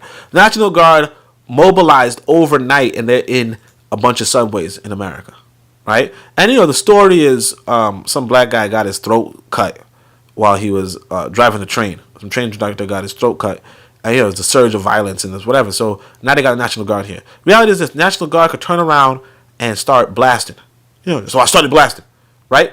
A lot of black folk in New York, especially, will not have a good response today. Okay? A lot of black folk, especially in New York, will not have a good response to white folk turning around and just shooting them wholesale. Okay? But here's the thing too. At some point they could be like, and that's what the Israeli doing to the Palestinians right now. They could say, hey man, look, perfectly safe for you to go get some food. I know you guys can't get no food. Perfectly safe to get some food now. We done with the hostilities. And you go out and get some food, and they're gonna fucking shoot you. They're gonna fucking shoot you. And I'm really trying to find this stupid page, but I think I might be repeating, so I think I'm not gonna find it. So I'm kind of ashamed, low-key, because I know I told you guys this was an interesting story, and it sounds like an interesting story, and I was like, look, I got proof, but apparently I just can't seem to find it because I just do not remember what the name of that military was that they had to fight. Which sucks. It sucks because it just seems like, okay, well, that was just a story, Never got to read the letter, blah, blah, blah, blah, blah. But that's pretty much EL is here. Shout out to EL. Making use of first engagement was defeated. Taking it at St. Mark. Yeah, what in all probability shot King Son. I wish I could find this thing, but apparently I can't. They're from the mountain, fasten this voodoo. I can't seem to find it. Leclerc's first attempt had failed to sign. I'm so mad at this, low key. I had to abandon it. Meet Dessalines. Undertook the defense. Dessalines. Yeah, so you guys, if you want, you should go read this book. Matter of fact, maybe if I don't know. I don't want to make a promise that I'll find it because I don't know. I don't think I'm gonna look again. But was murdered. Blah blah. Toussaint letter. Toussaint. That's what I'm saying. This is why it's so hard to find this stuff, man. Magni, 700 men. Most remarkable feat. Nightfall. For the day pronounced the world independence. Yeah, I think I might have passed it. So it's possible that, like, even though Dessalines was involved, like, his name might not be in close proximity to the story, you know? Although it should be, but it's, like, hard to remember stuff when you get my age. Yeah, I think I passed everything. Would have never submitted. Yeah, submit. That's probably one of the words. New, wow.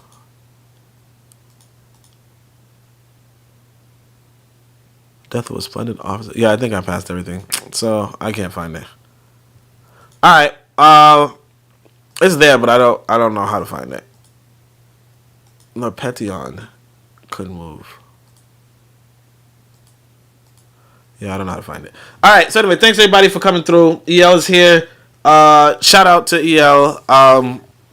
And that's pretty much it. Thanks everybody for coming through. I wish I could find the passage, but it's. Wait, what? Was this it? Call the meeting of colonists, general section, those who leave colony. When Dessalines came to see a few days later. No, it's not. Sometimes it's like, you could just wish. But yeah, that's pretty much it. So appreciate everybody for coming through. Shout out to everybody who came through. We got EL, obviously. We got Forecast. We got Afro Jam. We got Tyler.